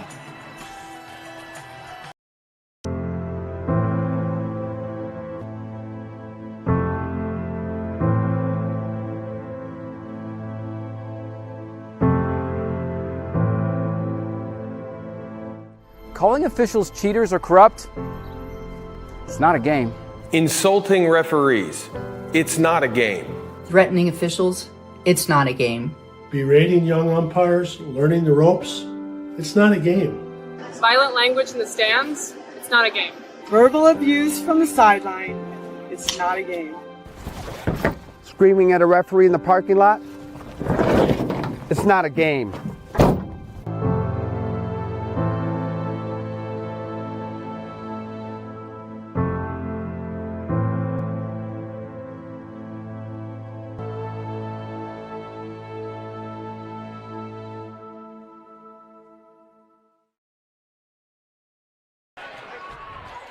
What was a 12-point halftime lead by Heritage Christian is down to 3 with a chance to cut it to 1 as Caroline Bell goes to the free throw line, spirit fingers and all, as the Trojan student body trying to will this team to a victory. It's been a big fourth quarter as they entered this quarter down 10, quiet as a mouse. It was quiet, and they're almost too quiet. Still a big one here. Still a big free throw here. 31 seconds remain. Caroline Bell. A make allows you to set up your defense. She gets it. Now, you don't need to foul immediately. Just be aggressive. You're going to have to foul, but you can be aggressive and try to get a turnover. And they'll call a foul immediately. Wow. And that goes to Mary Mason. That was tough. That was tough. And that sends Jocelyn Marshall to the free throw line. The 5'9" sophomore who's averages almost 12 points a contest. She has 10 tonight. The take his whistle chant. Do you want to read that? I already read sportsmanship. That ref promo one more time. Ref promo. Jocelyn Marshall to the free throw line. 31 seconds. Not a whole lot of time came off the clock. Matter of fact, not any. I don't think the ball was even inbounded. Marshall hits a big free throw there to put it back up to 3 at 58-55. Tony said first one is 60. Yep, we're going to be close here. So make this a 2-possession game. Big free throw here by the sophomore. Got them both. Big time free throw. That gives her 12, right on her average, and here comes Chatard. Don't need a 3. Take it if you get it. Bell. But you got to go. By Geary. We got to go here. Thompson drives down the lane. And turns Maya it Davis over. with a nice steal. Got a foul now. And she will be fouled by Bell with 13.7 seconds. Caroline Bell will commit the foul. And that will send Maya Davis to the free throw line. She has 18 points and looking to close out this game. 73% free throw shooter, makes the first, now with 19. And if you're Heritage Christian, it's make this, make or miss, but you don't want to foul, and you want to make sure you get a defensive rebound if there's a miss. She makes the other free throw. She now has 20. Here comes Thompson up the court. Bell with it. She'll shoot a three. Off the mark, no. Duncan gets the rebound, and they're going to call a double dribble turnover. And with 3.5 seconds left, Chatard with a 2-possession lead. Safe to say this one should go in the win column for the Heritage Christian Eagles. And a full timeout. We'll take it with him here with 3.5 seconds remain in IndianaSRN.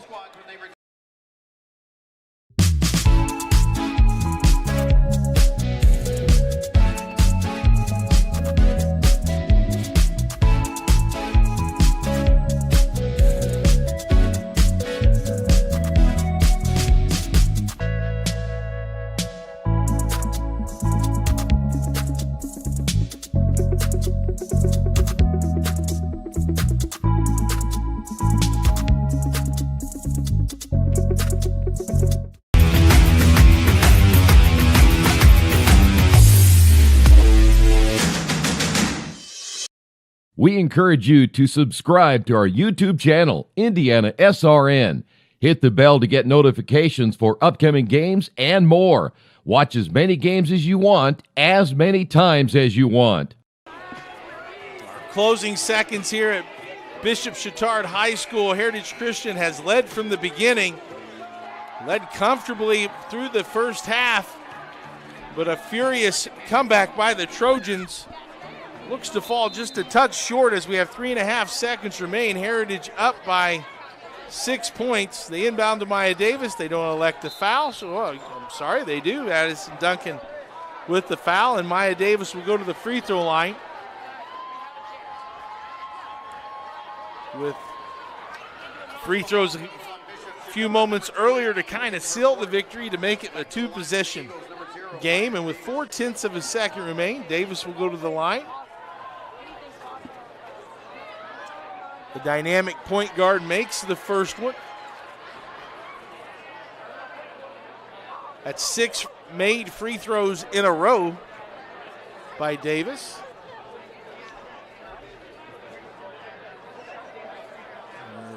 Second one is no good, and that'll do it. The final score, Heritage Christian takes the victory in this Circle City Conference matchup, 62-55. It was a Heritage Christian lead all the way through the game, leading by 12 at halftime, 10 after 3. But give credit to Bishop Chatard. They cut it to 47-44, a 3-point deficit here late in the fourth quarter. But too much Heritage Christian at the end, and they come away with the 7-point victory. We want to thank you for tuning in tonight. We want to thank producer Ben Wood for his awesome job, Joel Mears for his awesome camera work, and my partner Tony Donahue for his insights. We appreciate you tuning in. Again, IndianaSRN Christmas music 24/7 on IndianaSRN.org. Stay tuned for our game 2 of our matchup, as it's the boys' turn in this Circle City Conference. We'll look forward to seeing you back here in a few moments. Thanks for tuning in. Again, once again, the final score, Heritage Christian 62, Bishop Chatard 55. So long, everybody. Burtner Electric Incorporated has been proudly serving our residential and commercial customers with quality electrical repair for over 33 years. We are fully licensed and insured in electrical wiring and electrician service packages. You'll receive a competitive assessment, whether you're a homeowner or a business owner, first-time or long-time customer. We offer free estimates for any new project. Call our licensed and experienced electricians today.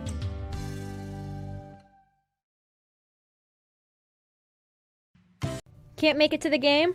We've got your back. Just go to www.IndianaSRN.org and tune in to all of the live action, or go to our on-demand service and relive your favorite moments.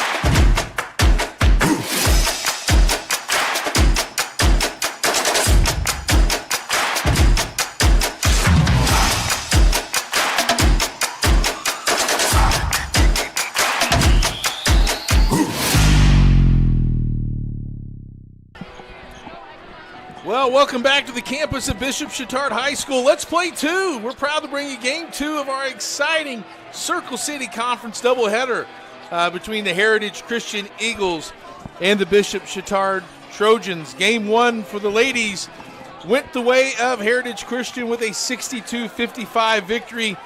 They got close. The Trojans cut it to 3 late after being down by as many as 14.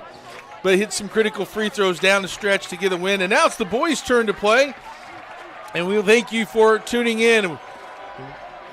Tonight's team for us is producer Ben Wood, cameraman Joel Mears, and my partner Craig Cox. Craig, this boys' season's just getting underway.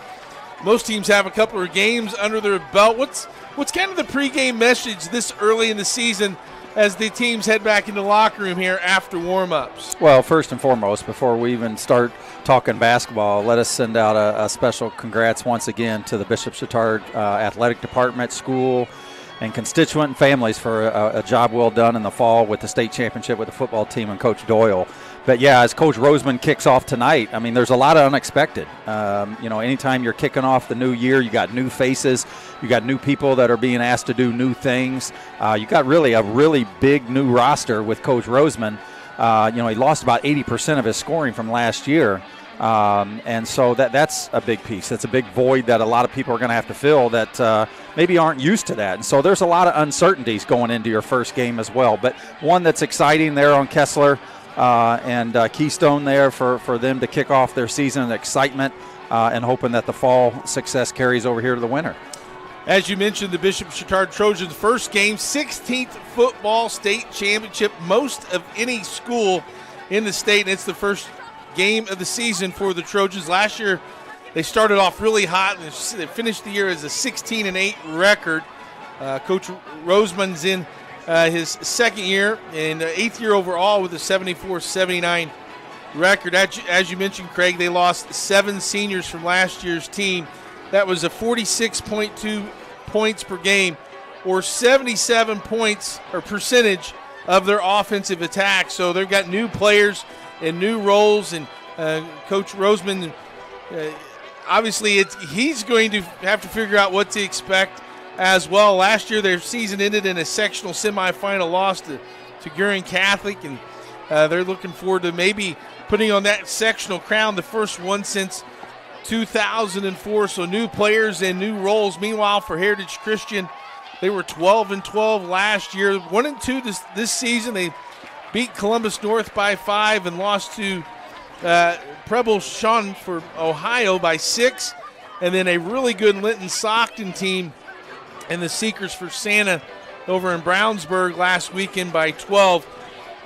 Craig, all these games were so close. If you're looking at it from the Eagles' standpoint, it shows that, from an offensive standpoint, they're averaging 47 points per game, and defense giving up 51 points per game. What kind of advantage do they have for playing 3 games? Well, I think it starts off just by they've worked out a few of their kinks and been able to make some adjustments and adaptations, whereas as we talked about with Chatard, they don't know what they got going in. So I think as you look at this from an Eagles standpoint, the first thing that just jumps off the board to you automatically is the Purdue commit in Miles Colvin. But the thing is that, Miles is only going to be as good as his team is, so how well he makes the supporting cast in doing those things as well. But, you mentioned one that they've struggled a little bit in a sense in the early part of the year to really score more. 47 is kind of on that cusp, but you really want to be certainly north of that. You definitely can't be in a position where you're giving up more than you're averaging, but they've been lucky enough to get one win, and I'll tell you, that one win was a big one in the first game of the season, and I had a chance to call that game, but it was against a 4A Columbus North team. I mean, any time that you can play up in your schedule and get a victory, and certainly in your first one of the year, is a great plus. And Columbus North is a good program with a rich tradition itself and always has a capable team. Heritage will be in Class 3A. They'll both be in Sectional 27 this year. If we look at the tail of the tape, Chatard leads the series 17-13. A year ago, Chatard won this meeting 47-42. We'll come back and after this short break and talk a little more about these impact players and get Craig's keys to the game. It's Heritage Christian in Chatard, and it's on IndianaSRN. You want a career that will transform your life while you change the lives of others by helping them live well. With a health or exercise sciences degree from IUPUI School of Health and Human Sciences, you will gain an in-depth understanding of the healthcare industry while preparing you for a variety of graduate and professional programs in health. And with Indy as your classroom, you'll have clinical options within leading hospitals right in our backyard, as well as a degree from Indiana University, reputable leaders in the healthcare industry. It all starts here. Can't get to a computer? Then we've got you covered. Just go to the IndianaSRN app and stay up to date with all of your favorite teams. You can watch live coverage or relive the experience with our on-demand service.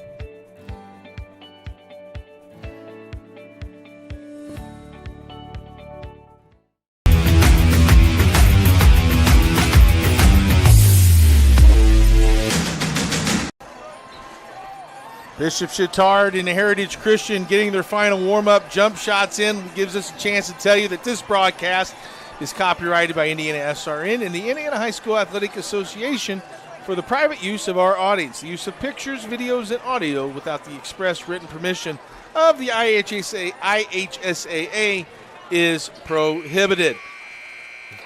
As we take a look at these teams again, Craig, think about Bishop Chatard. We look at what they have returning. We know we've talked about what they've lost. Returning-wise, you look at 6'4" senior Robert Davidson and maybe Will McAllister. Also, how's the impact? You know, you're going to get some football guys that have success. How can playing football and being a state champion, how can that transition to the basketball side of things? Well, I'll tell you, it's great from a leadership standpoint. When you got guys coming off a state championship, even though it's a different sport, you're still leading, other men. And so that's a great opportunity to have that. I'll tell you, the starting five, you have 4 seniors, and then you got a name that's very familiar to the program but new to the team, and that's Ethan Roseman, coach's son, but he happens to be a freshman. So what a great opportunity for him to be along with 4 seniors. But, yeah, Robert's returning as their leading scorer. He averaged about 10 a game last year. But, again, I think the big key to them is playing within themselves. Let the game come to them just organically. There's going to be a little bit of nerves. It's first game of the season. Sometimes that can be a little deterrent because it can really try to have you push to make things happen as opposed to letting them happen. So you let the game come to you. But it'll be interesting to see what Coach Roseman can get out of his team here tonight. Well, if you look at Heritage Christian, again, in some polls they're ranked 20th in the 3A AP poll. Obviously, you've touched on Miles Colvin, the 6'5" senior Purdue commit, who's also an all-star candidate, Mr. Basketball candidate. It just makes some explosive plays. And we'll talk more about Heritage Christian when we come back. This is IndianaSRN. From warehousing to transportation and everything in between, Piper Logistics does it all. Centrally located, Piper Logistics has 2 warehouses in Indianapolis and a warehouse in Cincinnati, Ohio. Piper Logistics houses over 1 million square feet. Along with our transportation department, we can provide service to half the United States markets.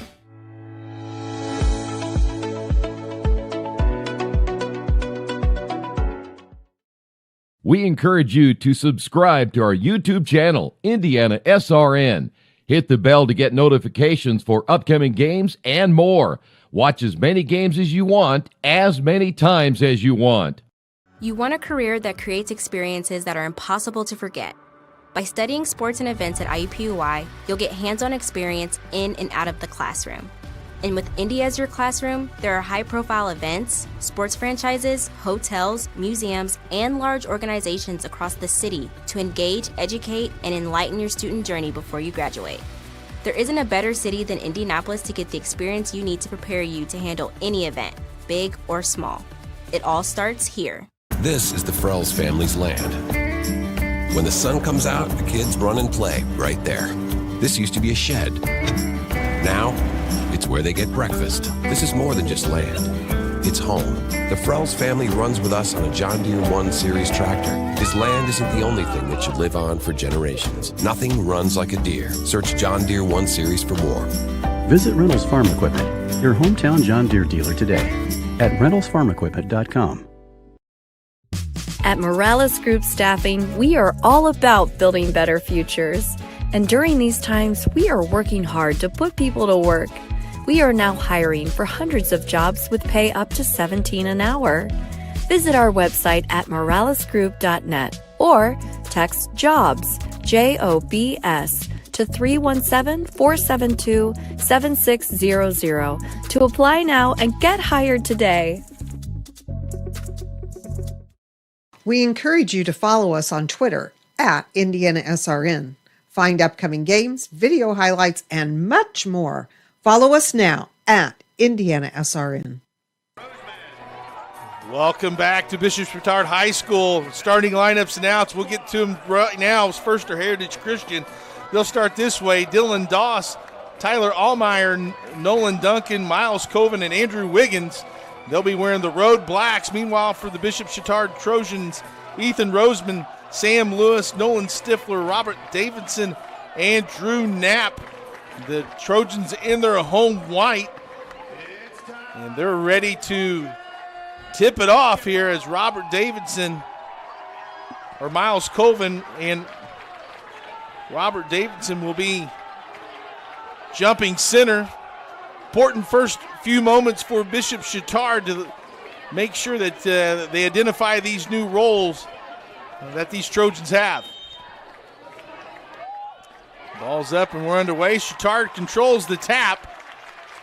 And Sam Lewis brings it across the timeline, guarded closely by Doss, who gives it to Roseman. Backdoor cut, fumbled, up and can't get it to fall. It's Davidson. Colvin with the rebound, races it down. Jump stop, no contact, no call, gets his own rebound, and they're going to call a foul on the floor. Yeah, really good find there for Davidson on the back cut at the opposite end there. Ones that when you obviously get that deep into the gut, you got to be able to finish those because they don't come too much easier than that, even though it was a little contested. Well, you know they had that first set play ready right from the get-go. Yeah, right. Those are easy to set up from that. Heritage with the ball. Duncan between the legs up to the top. Colvin between the circles. Directs some traffic. Guarded closely there by Stifler. Colvin drives and kicks. 3 on the way. No good. Long rebound. Chased down by Duncan. And he'll reset. Allmeyer from the other side of the corner drills it. Tyler Allmeyer. And that's one thing that if Tyler's getting his feet set, he's ready to let that go. So he's a good shooter, one that can not only hit you off of the just the set, but also off the dribble as well. It was a great attack here by Ethan Roseman, getting into the scoring column as a freshman, opening up this 22-23 season. Well, not afraid to take it to the basket in his first varsity game. Put that chin right on the rim, got the student section. Well, you know, he's one of those kids that he's got a lot of grit. He's a coach's son, so been around the game, kind of a gym rat. Drive by Allmeyer, no good. And taken out of there by Stifler. Chatard in the transition will reset. Roseman guarded closely. There's the drive by Lewis in the corner. Patience here by a nice spin move by Drew Knapp, but lost his balance with the defensive contact, and they're going to call traveling. Yeah, really good inside attack. Love the downhill attack there. Hitting with the spin, just kind of came out of that and lost a little bit of balance. He could have just dropped that foot on that spin move. He was right at the goal. Doss with the ball. Allmeyer, deflection by Davidson. He's going to come away with the steal, and there'll be a foul as Davidson tries to go to the basket. Yeah, I love there and what Robert did. Had outside hand, really took it straight line to the basket. Didn't try to slow down. Didn't try to hit the Euro step. Just went right to the basket, going strong. Drew the foul at the line here to shoot 2. You know, we'll probably obviously hear tonight on the both ends of the floor with Colvin. He's probably about as most electrifying player that you're going to see in the state. But as we talked about in the opening segment, the key really, I think, to Heritage's success is going to be how well he does off the ball. There's so many times you're going to get the attention night in and night out as Davidson knocks these 2 down. What are you doing off the ball, your activity, setting your teammates up, and then making those around you better. Well, and that's where Tyler Allmeyer can come in. He can be a beneficiary off of that Coleman play as he shoots the three. It's long. Stifler comes away with the rebound. Here comes Davidson in transition. Hesitation dribble. Back cut. Knapp can't get the handle on it. Loose ball. Players on the floor. They're going to call a jump ball. And that alternating possession will go back to Heritage. Yeah, I've liked what I've seen, the energy with Chatard tonight, which you would expect first game, but not getting overcome by the moment, if you will. But they've done some things well in the half-court game and even in transition as well. Just had a couple turnovers, and those are probably going to be more at the beginning of the season than later. Yeah, just haven't made some clean catches. As lost a shoe as Colvin goes up for the jump shot and hits it. Miles Colvin, his first basket. And a tough one at that. Another 17-foot fadeaway. That was nothing but net. Here's the drive by Chatard. Blocked away by Wiggins. Saves it. Nice athletic play. Doss gets it in transition. And moving ahead, Nolan Duncan loses it out of bounds. You got the replay here on Colvin, kind of spinning out of that. Spun somebody out of his shoe. Lost a tire. Back the other way, Davidson goes on the attack and draws another foul where he'll go to the charity stripe for a second time. Yeah, I like what Chatard's done early on here is just attacking the basket. Transition, you expect that, but in a half-court game, I love to see that and then not settling for the perimeter game.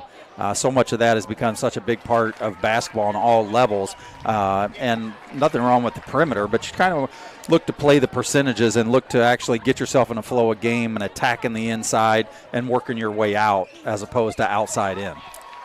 Davidson off to an impressive start from the free throw line. He's made all four of them and gave Chatard back the lead at 6-5. Colvin drives, steps through, and one. Miles Colvin with a nice athletic play, good body control, able to use that pivot foot nicely.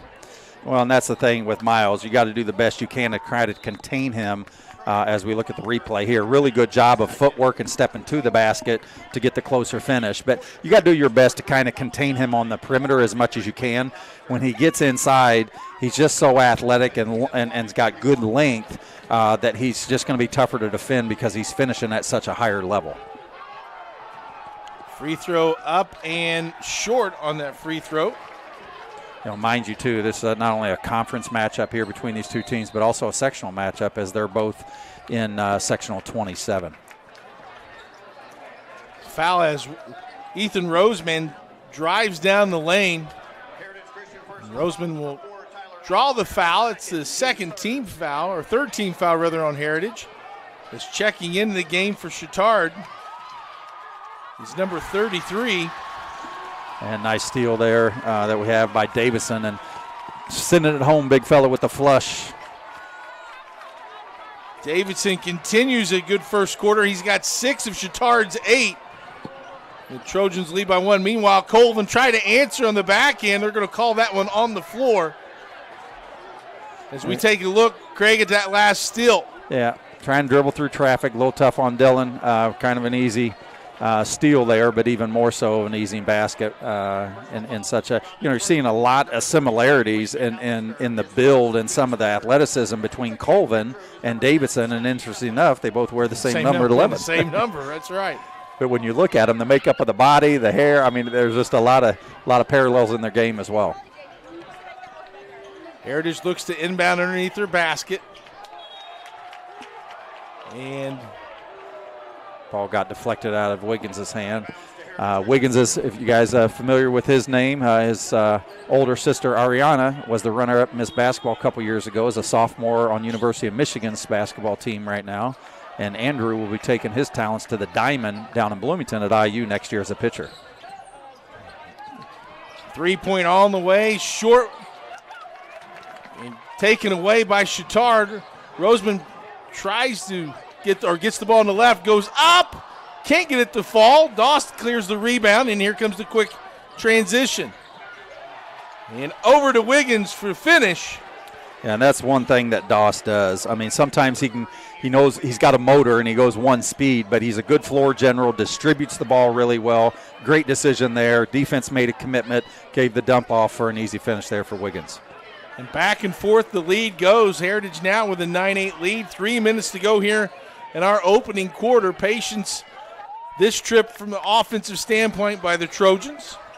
You have these big gaps in these defenses right here to your right. You want to really try to look at those and pinch to keep your dribble alive, but really good give and go there.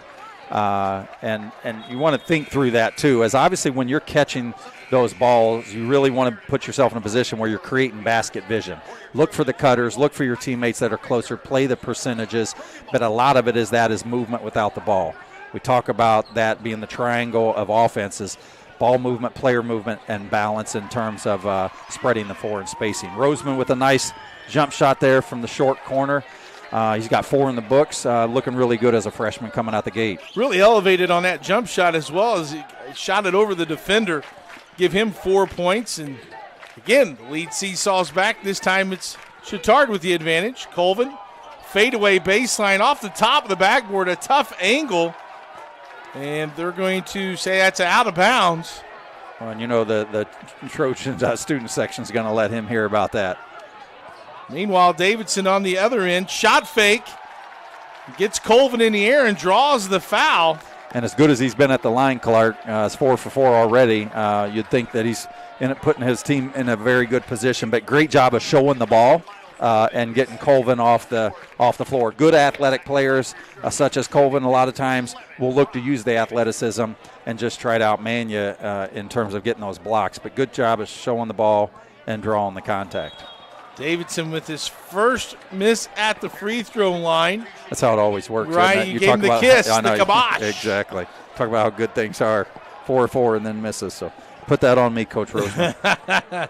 But he does, as you mentioned, Craig, he is the answer to the athleticism that they have for Chatard as he makes the second one and gives the Trojans now a 2-point lead. Doss with the ball. As the student section cheers on the Bishop Chatard defense, man-to-man. Pull-up jump shot is no good by Allmeyer. And that's what Tyler likes to do, come off those screens. He's an off-the-dribble shooter as well. Couldn't get that one to fall. So we got a 3 going up here for the Trojans, and knocking it down right there is Colin Guy. Colin Guy just checked into the game and knocks his first shot down. It's a 3-pointer, and it's up now to 14-9. I'll tell you, even though they don't have a large amount of football players on the team, but they have some, but for not having as many practices under the book, they're coming out the gate looking really well as Doss knocks down a 3 there. And Doss answers a 3 with a 3 of his own. And a big-time shot by Dylan Doss, the senior point guard. Had a really solid first quarter here with still a minute and a half to go here, Clark. Really like what I've seen from both teams so far. Davidson, a little isolation from the perimeter, comes to a controlled jump stop, but I think lost his footing, drug that pivot foot, and called for a travel. Yeah, I think he's over there talking to the officials as we look at the 3 by Colin Guy, football player. But I think Davidson was talking about why it was a travel. He came to a jump stop and felt he got tied up a little bit. But nonetheless, it's a turnover and back to the Eagles here with 1:20 to go. Doss behind the back. Wiggins, and he's just so strong. Not going to take it from him. Yeah, he's a big boy. He's about 6'4", probably about 220. He's a 90-mile-per-hour fastball pitcher on the diamond, and so Bloomington will be getting him a good one. Quality young man, too. I've known their family for quite some time. Dad is a pastor of New Fellowship Church there on the east side as well, and so just a really good family. Wiggins to the free throw line. His first attempt is in and out. He's got 1 field goal already. Coach Roseman's got to feel good about, again, we talked about it earlier, first game, first quarter, getting under your belt and being up on a team that is somewhat of a crosstown rival, conference foe, sectional foe, and this is their 4th game. So he's got to feel good about that. And to your point, if you have some clean catches in your early couple possessions, and have some opportunities at some bunnies. Yeah, they've had at least 2 that they've missed. So, yeah, you're right with that, Clark. Heritage Christian goes to a little bit of a 1-3-1, maybe matchup zone look here. And we saw this a lot in Game 1 against Columbus North. They played zone primarily the whole game as we get a 3 here with Guy on a putback. And gets the friendly roll is Colin Guy with 5 points now off the bench. And Chatard back up to a 3-point lead. 35 seconds remain. Doss looks to penetrate. And they're going to call traveling violation just a little bit out of control was Dylan Doss. Yeah, that's the one where, again, I talked about it earlier, where Dylan's such a great facilitator, and he's quick, and he's a good ball handler, but that's where on the downhill, there's nothing wrong with that attack, but as you start to pinch those, you got to really hit him with the drawback dribble there and just pull back and not try to over-penetrate and overextend, because one or two things could happen with that in terms of, drawing a foul. One thing would be good offensively, but you're going to put yourself in a position where more times than not that's going to be a turnover. Yeah, get a pass, get the offense going, and maybe move that defense and find an opening gap in a driving lane to drive maybe later on in the possession. But 30 seconds left. You got to think Coach Roseman's wanting to maybe take one last shot here with this final possession. As Ethan Roseman handles the ball in the perimeter. Fakes the handoff, now down to 15 seconds, stops, creates some space, he'll back it out now with 10. You look for him to go here soon. Yeah, really good facilitation too. He's just a freshman, so really showing some good court leadership here. Jump shot is too long, knocked out of bounds, and it'll be Heritage Christian ball with 2.9. You got about 3 dribbles, and you can shoot here. Let's see what happens. Good job here of Chatard coming up a bit, making them put it on the floor. And that'll be the end of the first quarter. Bishop Chatard takes the first quarter lead, 16-13. We'll come back with second quarter action on IndianaSRN. I'm Keith Myers, Vice President of IndianaSRN. Thanks for joining us. Do you know IndianaSRN broadcasts 350 games a year? All sorts of sports? Yeah, we do. Hard to believe, isn't it? IndianaSRN loves to put student athletes first on our website. If you're a business out there, we probably could help you too. Contact us at coach@indianasrn.org. Grandma from out of state thanks you. Mom and Dad who can't get to the game thanks you as well. In fact, our athletes watch the games over and over again. Our military has enjoyed the games as well. So sit back and enjoy the game. It's IndianaSRN.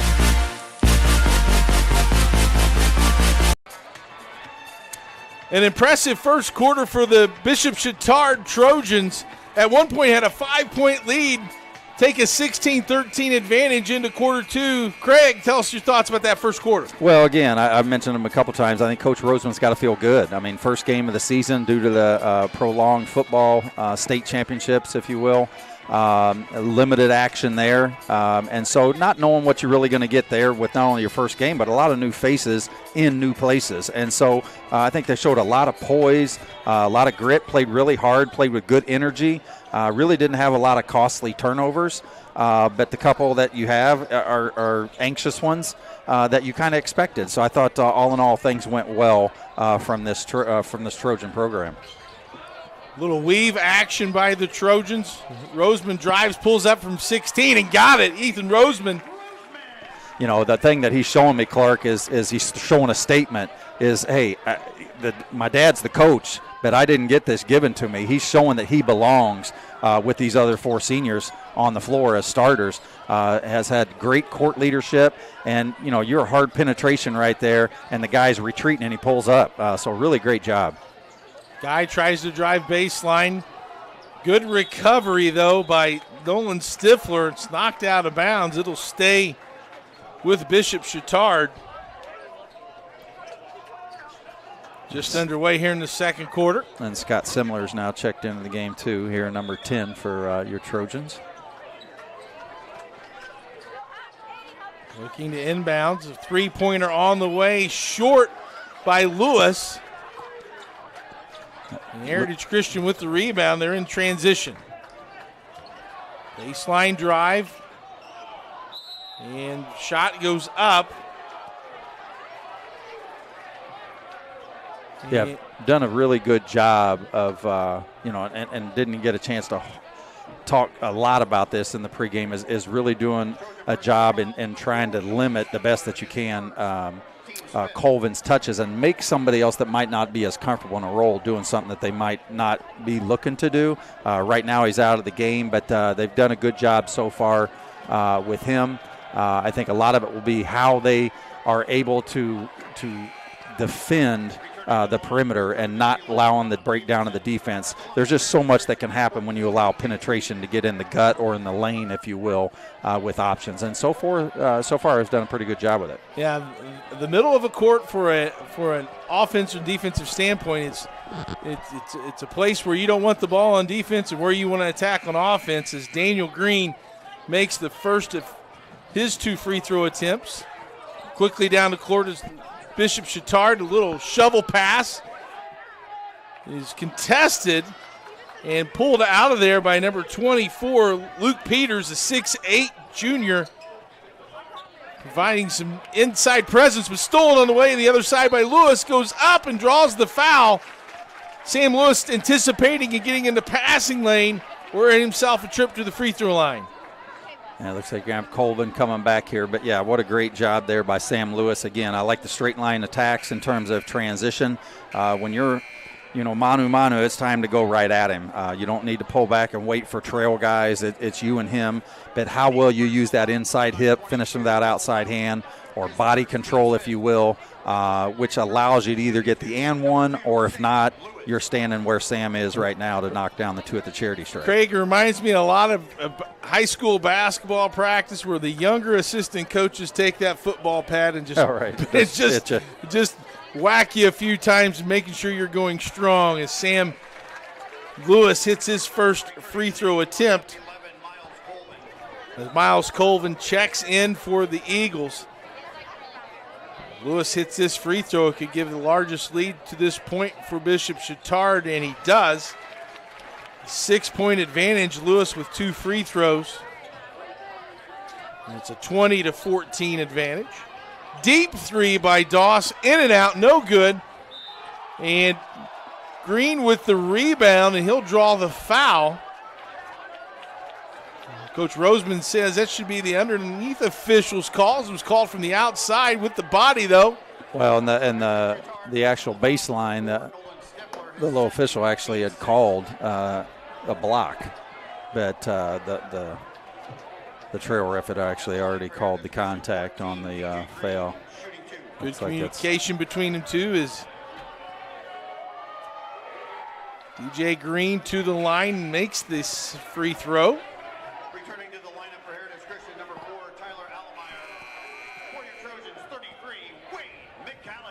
Wade McAllister checking in for Chatard.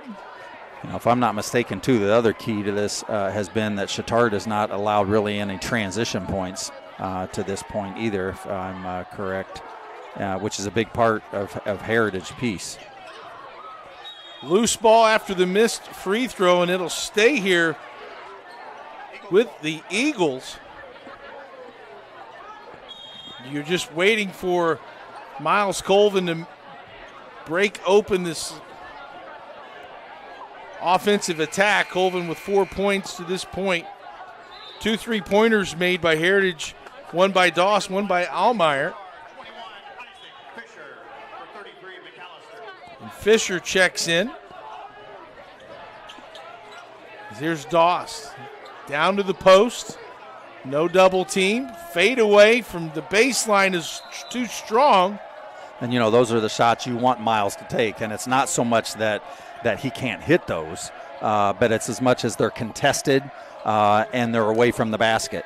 They're not around the lane where he can kind of over-athleticize you. If he's hitting shots from 15-plus feet with a hand in his face, you'll take those. Double team trap, and Davidson comes out with a loose ball. And here the pass is deflected, and Davidson collides with a Heritage Christian Eagle. And he's going to be called for the foul. Yeah, and after this one here, or it is this one. They hadn't put it up on the board yet, so it looks like they'll be in the bonus at this point after the timeout. So we have a timeout here by Heritage Christian. It's a full timeout. We'll take it with them. Chatard up 5. They say nice guys don't finish first. So maybe it's time to reconsider what it means to be first. It's about being your best, but knowing you could be even better. It's being present, but respectful of history. You sure you want to make that move? It's donating something more valuable than money. It's believing in yourself and something bigger. It's coming from different families, but treating each other like brothers. It's not just being a man, it's being a Mason.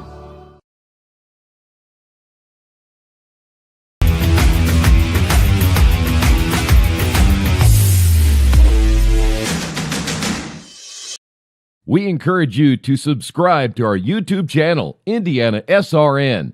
Hit the bell to get notifications for upcoming games and more. Watch as many games as you want, as many times as you want. Welcome back to IndianaSRN. Clark Chafin, Craig Cox, Ben Wood. Glad you're joining with us, as well as Joel Mears. Bringing you all the good footage from Bishop Chatard High School. 20-15 with 6 minutes left here in the second quarter. It'll be Heritage Christian basketball underneath the basket. You got to think coach has got a quick hitter out of bounds play. They maybe go into a press or something after a timeout. We'll see what happens. Well, obviously a timeout always allows you to re-strategize or give any special focus to certain things. So whether there has been anything drawn up or not, there's and when there is, you want to think about execution. You've had a chance to kind of refocus, get a break, and kind of be a little bit more on point with what you're after. So we'll see what comes after this, down by 5. So there was a loose ball foul and leads to a 1-and-1 opportunity for Heritage Christian. Miles Colvin to the free throw line. There's some question as to whether it was Colvin that was the one that drew the foul. I thought it was Green still in there at the time? I thought it was Green as well, but don't have any cameras to go back to. Can't put a card down like they do in the NCAA volleyball tournament, and the officials are going to go and talk about it. Give us time to tell you that Tam's Sweet and Savory Cafe is a new spot for breakfast or lunch, open Wednesday through Sunday. Try our classic breakfast and our sweet baked goods located in Lawrence, Indiana. Coach recommends the Sloppy Joes with extra pickles is a great lunch. Check out Tam's at 6427 Oak Landing Road, or you can call for carryout at 317-760-1640. That's Tam's Sweet and Savory Cafe. Sounds delicious right about now, Craig. I'll tell you, see, what they tried to do was something a little slick there, and not saying it might have been intentional, but they actually subbed Green out during the timeout, and he was a shooter. I thought he was in, and I thought he was the shooter, but then when I looked, I was like, he's not out there, but they had taken him out during the timeout. The officials caught it and had him report back in to shoot these free throws. And he misses that free throw, so a good catch by all involved, and Chatard gets the defensive rebound. Roseman drives, left-handed scoop, can't get it among the trees, and taken out of there by Colvin. He'll hurry it down the lane. Can't get it to fall, but follow his own shot, can't finish, misses again, and scored. A little extracurricular activity that I don't think was caught there by the officials. Looked like Colvin had a little bit of a swing of an arm or an elbow, perhaps. Luke Peters got the offensive rebound and put back and cut it to 3 as they call a defensive foul here on the Eagles. And now both teams, I believe, are getting close to penalty as the next foul for Heritage Christian, we'll put Chatard into the line as well. As here comes Bishop Chatard. Roseman with the ball, skip pass over to Guy. Nice catch, showing that football wide receiver hands as he was able then to get him under the trees and elevate and draw the foul. Yeah, really good job. Being the smaller guy, too, did a great job of attacking. Got to be a little bit careful attacking that short corner. You get yourself in a position behind the backboard, but kind of took it in there among some of the bigger guys, but really like his aggression using his body and getting the opportunity to draw the foul and get these 2 shots. Colin Guy with 5 points, unable to get that first free throw to drop. Brother of Kyle Guy, a former Mr. Basketball in the state of Indiana. Gets the second one. He now has 6 points. Andrew Wiggins checks back into the contest. Chatard up 4. Doss brings it across the timeline as they get their set ready to go. Colvin on the right wing. A little clear out for him. Able to penetrate, and reverse layup is good. Miles Colvin. Well, that's just not only athleticism, but just sure strength. Knowing that he kind of had what we refer to as a mouse in the house, a much smaller guy guarding him, and did what he was supposed to do. Just kind of misusing, got downhill, and got to the basket with an easy finish. Can change directions and speed so fast and so quick. He really gets those shoulders by anyone. Yeah, and he's a kid that can, and Colvin can hit the outside shot. But again, you want to give him a little bit more space on that, and knowing that if he gets downhill, he's just going to use his athleticism and a little bit of strength. So you just kind of want to lay back a little bit and kind of contest, force the jump shots with him, and do your best to contest them. Foul puts Dylan Doss at the free throw line for a 1-and-1 opportunity. He connects. And he earns the bonus free throw, and he gets the second one. Give Doss 5. And what was once a 20-14 lead is now down to 1, and Bishop Chatard with a timeout. They're going to call a full timeout. We'll take it with them. 4:41 left before half. We're tied at 21.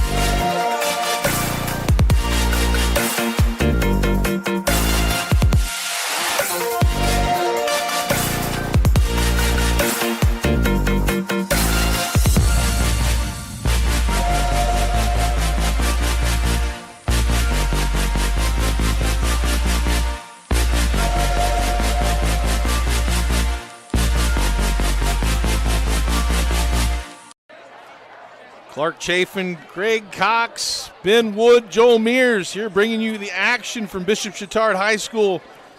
It's been a 7-1 run for Heritage Christian to tie this up at 21 as we're halfway through the second quarter here, 4:41 remaining, and now Heritage Christian's going to force a little full court pressure, see how Chatard handles it.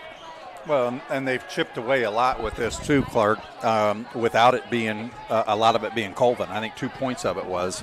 But other than that, they did it with other guys, which is really good when they can get that type of balance. Chatard working around the perimeter. Davidson with the ball. They'll reset.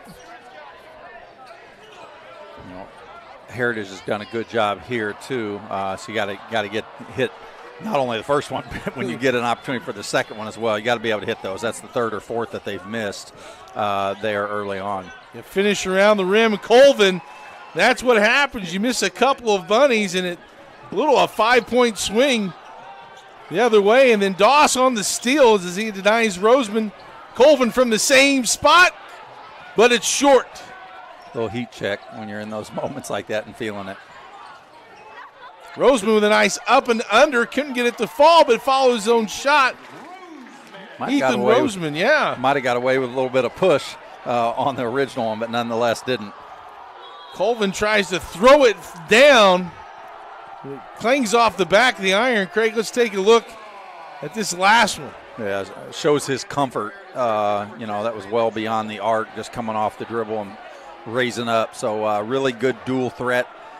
Very athletic player, but those are the things, again, if you're Chatard, you want to not so much allow him to do, but that's what you're going to give him.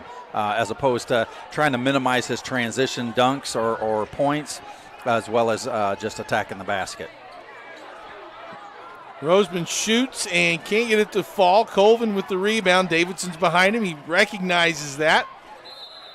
And there's going to be a blocking foul. These will be shots again. Both teams are in the bonus. So Miles Colvin will go to the free throw line where he's yet to shoot and have a free throw attempt on the evening. Scotty Seffler with the foul. That's his first foul. Colvin with 9 points.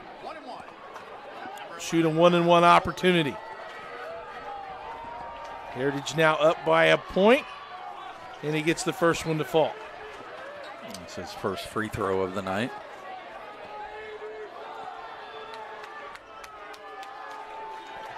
Colvin just can beat you on all three levels, whether it's from the perimeter, that mid-range game, or certainly at the rim.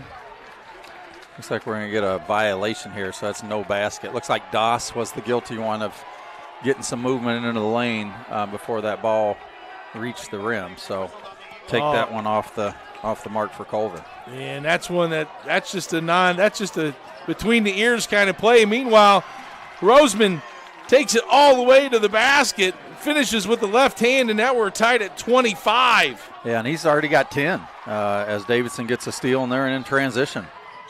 Fast break 3-on-2. Roseman gets it back into the lane. And got those extra steps. Tried to. He had the idea, didn't he? Yeah, I thought he was going to try to hit his partner there on the left side going back door and just kind of drug the pivot foot. And so it's a good call. It's getting a little containment pressure here, a little soft pressure. Probably not too much trapping, just trying to slow them down and start their offense a little bit higher, which we saw Columbus North do that quite a bit in game one. Gave the Eagles a little bit of trouble trying to take away some of their open look threes.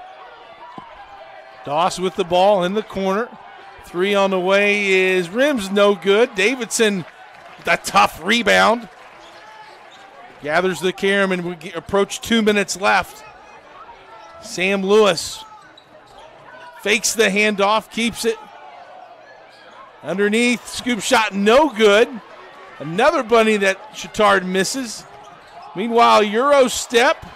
But you know what I like in that, and I couldn't tell exactly, couldn't make out the number. I think it's 23, is it? So great job there by Aiden Ortega. He was the one that missed the bunny at the other end, but you didn't sulk about that. He was the one that deflected it in transition on the way back. So hustled down, got that knocked out to have the Eagles reset. So great job of not, remaining in the moment, but moving on and getting to the next part. Down in the post is Doss. And stolen away by Davidson. Loose ball. Picked up by Chatard. Roseman outside to Davidson for 3. Got it. Looked like Doss got hurt there. I don't think the officials even see it.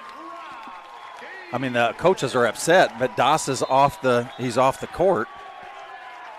So they didn't know that he was actually hurt because he didn't stay on the floor, but he hurt himself here as we'll take a look at the last 3 here by Davidson. Just set his feet and did a great job of just knocking it down. But, yeah, I think the coaches for Heritage were bothered that they weren't stopping play, the officials that is, but they didn't know because he went off in the corner and was mixed in with the crowd so much. Well, that'll be a big change for the Heritage Christian lineup. As Jack Cherry Insurance Agency, we suggest you contact his team for all your insurance needs, whether it's family, car, business, and home. It's an insurance company to serve you. Contact them today at 317-894-7000. That's Jack Cherry Insurance Agency. Chatard, who had fallen behind after it had a 6-point lead, has now regained the lead. It's been a back-and-forth first quarter. And then we see that lead seesaw back and forth, and we continue that action here in this conference matchup. Yeah, it's been pretty balanced on both sides as the ball goes out in the hallway here. But yeah, been balanced on both teams, I think. Had some costly turnovers, I think, a little bit more on the Heritage side than Chatard. But Chatard, unfortunately, has balanced that out for themselves by missing 4 bunnies underneath that really were gimmies, or this would be a double-digit lead. Loudon had checked in the game. Cole Loudon for Heritage. He checks in for Doss as Wiggins gets the feed from Colvin and scores. He cuts the lead to 1. Ethan Roseman picks his dribble up. Chatard will reset. Cut off nicely by Loudon. Over to Roseman for 3. Couldn't get it to fall, but the putback is good. Look how Anwan got fouled as well. Wade McAllister with the rebound. And then not only that, gets himself into the scoring column. His first 2 of the night. Good way to get it. And he'll be at the line to try to convert the old school way to get the 3. Liked how he used the left hand on that left side of the basket. Protect himself, protect the ball, going up strong, gets the and one opportunity. Yeah, really good job by the 6'3 senior, trying to extend this to a 2-possession game here, just under a minute. Comes up a little short. Misses the free throw, and Heritage Christian will maintain possession. 58 seconds left. Chatard up 3. Cole Loudon across the timeline. Heritage is in the double bonus. If there's a foul, we'll get an automatic 2, whether it's shooting or not. And some players slipping down there. Colvin slipped on his cut. Up ahead, McAllister with the nice catch. Roseman cut off. They're working around the perimeter. Yeah, really good ball movement, shifting them from side to side. It's such a big part of an offense is not only you want to start with good spacing, but how do you move the ball, and then how do you move your body once you don't have the ball? Making your defender think and not just stand and relax. So they'll play here for 1. You want to try to get this shot off at about 4, so it gives you a chance to get an offensive putback in the event you come up with a miss. Roseman drives and tries to find McAllister. And that's one of those things where, you go back, you're a freshman. That's things that he'll learn. You're leaving your feet, not knowing where you're going to pass or shoot, kind of got hung in the air. And then didn't have anyone to pass to. Costly turnover here right before half as Heritage has a chance to tie it or take the lead. And they'll call a foul on the floor as Colvin took it right to the basket with 0.6 of a second left, and that's a good play by him because that's going to put him to the free throw line. Yeah, I was going to say it's as good as a basket, providing you can knock them down because it gives you an opportunity to get 2 from the stripe. Even though it's a non-shooting foul, they're in the double bonus, so it's 2 shots. So Colvin will go to the free throw line where he's 1 for 2. Could have been 2 for 3, but they had a lane violation. Yeah, it'll be interesting to see if we can maybe get any information at halftime on the update on Doss's injury. Looked to be an ankle or a foot, if you will. Well, and meanwhile, if you think about that lane violation, taking off that free throw, that could be pretty costly as we get into a nip-and-tuck game down the stretch. Colvin misses that free throw. And he'll have 1 more. Really not a chance to shoot it with only 0.6 of a second left, or at least have a dribble. Probably enough time for a tip if you're Heritage Christian. So he makes that free throw. He now has 11, and that'll do it as Roseman heaves at the court. Chatard with a very impressive first half. Craig have a 2-point lead, led by 3 after 1, extended that lead to 6. Heritage battled back the 30-28. Kind of your halftime assessment of the first half. Well, I think, I think if I'm Kenny Roseman, I think I'm very satisfied coming out the gate. I thought, most of the time they were pretty poised. Missed some easy ones we talked about earlier, but you got to feel pretty good being up 30, being up 30 to 28. That is not 30, but and so I think with that, I think they've done a good job in pretty much limiting Miles Coleman with what his bigger comfort area is, and that is in transition or attacking the basket.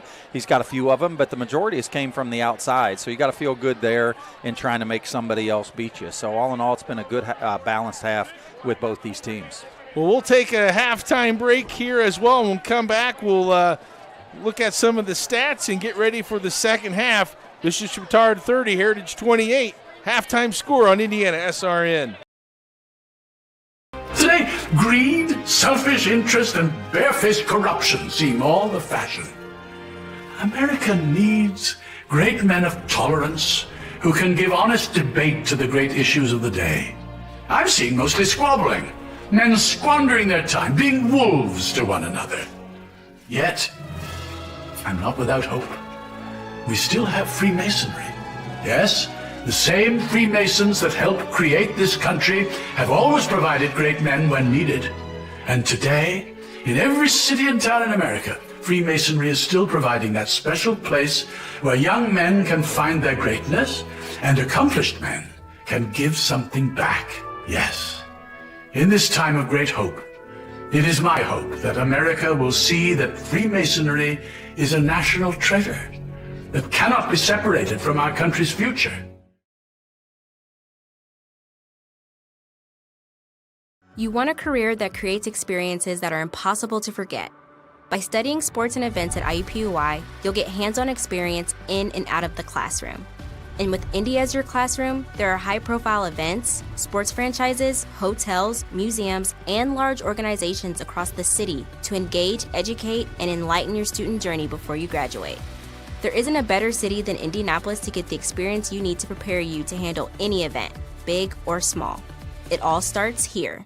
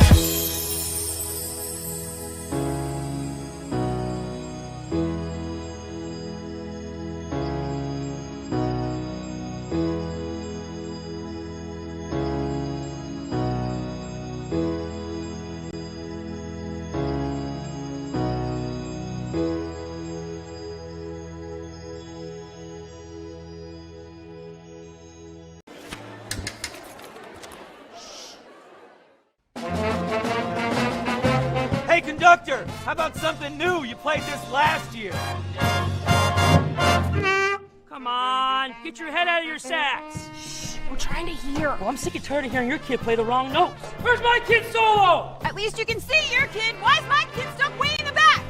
The conductor only plays his favorites. My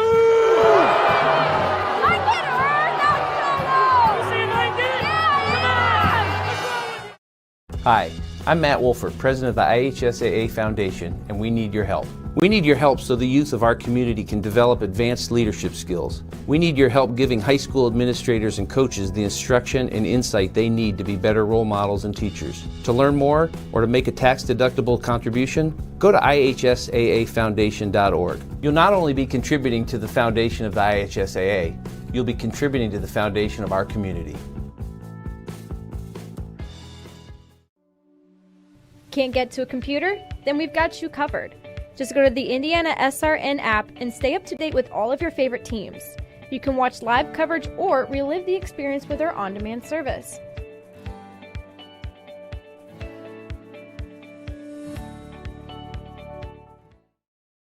From warehousing to transportation and everything in between, Piper Logistics does it all.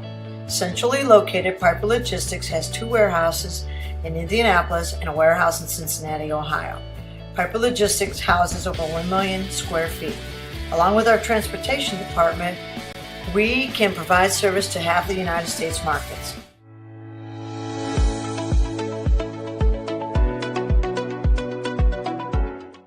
Becoming a licensed sports official is a great way to make a positive difference in the community and support the over 160,000 Indiana student athletes that participate across 22 IHSAA sports.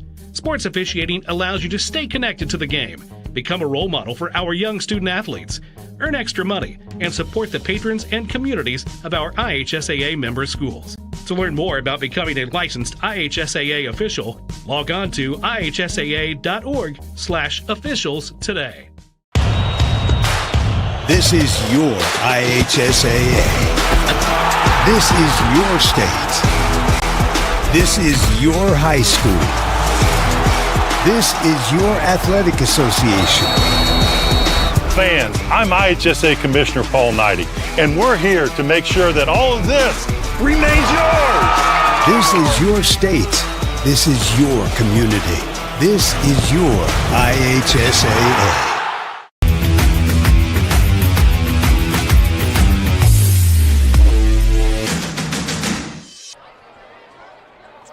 Bishop Chatard High School, back and forth action between Heritage Christian and Bishop Chatard here at halftime. The Chatard Trojans are ahead 30-28 as we're enjoying some of the halftime games being played here on the court. Let's get to some stats here from the first half. We'll start first of all with Bishop Chatard. Had 2 players in double figures, led by Robert Davidson with 10 points, including 5 of 6 from the free throw line. Ethan Roseman, the freshman, his debut with 10 points as well. Colin Guy with 6 points. And Wade McAllister with 2 points. For Heritage Christian, they're scoring, and they'll be led by Miles Colvin. The Purdue recruit has 11 points in that first quarter. Dylan Doss with 5 points. Tyler Allmeyer, the 6-foot junior, with 3 points on a 3-point field goal. DJ Green had a couple of free throws for 2 points. Luke Peters had 2 points. And Andrew Wiggins finished the first half with 5 points. Looks like this is a Best Buddies program that a lot of schools around the city are involved with, and you just love to see this. I mean, it's, you gotta these young adults that are doing these a lot of times. A shot goes up here, but I know the crowd went crazy a little bit ago when one of them made it. So just gotta love it. It just lights up their face and got to make you feel good, and I love this program, though. Getting their shots up. Let's see if this one gets the fall. She's looking to pass. And she's no. Right there. Oh! One more time. Dribbles in. Oh, couldn't get it to fall.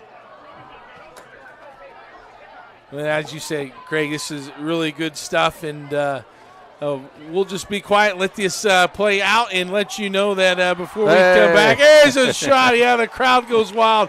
You got to love this. Running off.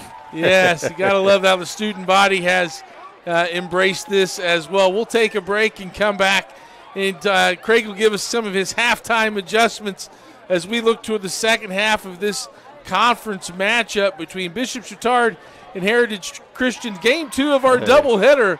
One half remains to play here on Indiana SRN.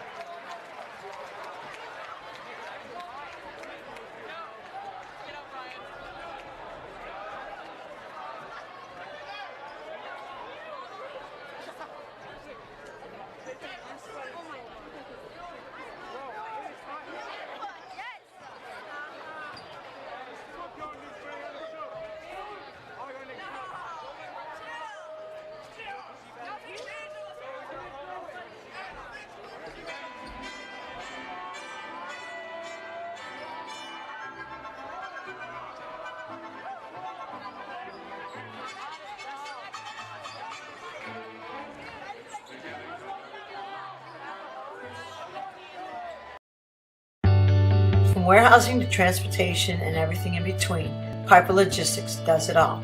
Centrally located, Piper Logistics has 2 warehouses in Indianapolis and a warehouse in Cincinnati, Ohio. Piper Logistics houses over 1 million square feet. Along with our transportation department, we can provide service to half the United States markets.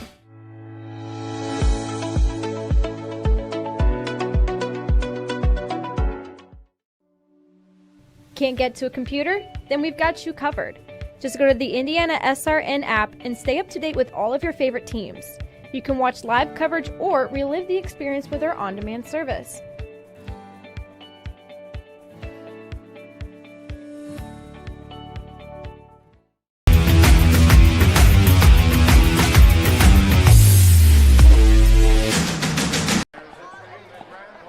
Well, that Christmas music at Bishop Chatard High School reminds me to tell you that IndianaSRN.org is 24/7 Christmas music all the time.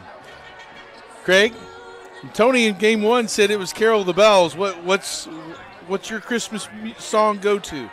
I'd probably say The Christmas Star by C.C. Winans. Ooh. Yeah, she's one of my all-time favorite. Not only just Christmas songs, but just overall, but probably The Christmas Star. And then the traditional one would probably be just Oh Holy Night.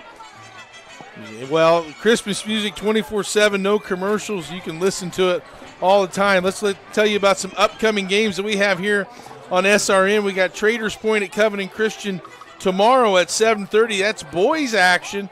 And then for the girls' side, we have Covenant Christian at Greenwood Christian Academy. That game will tip off at 2:30.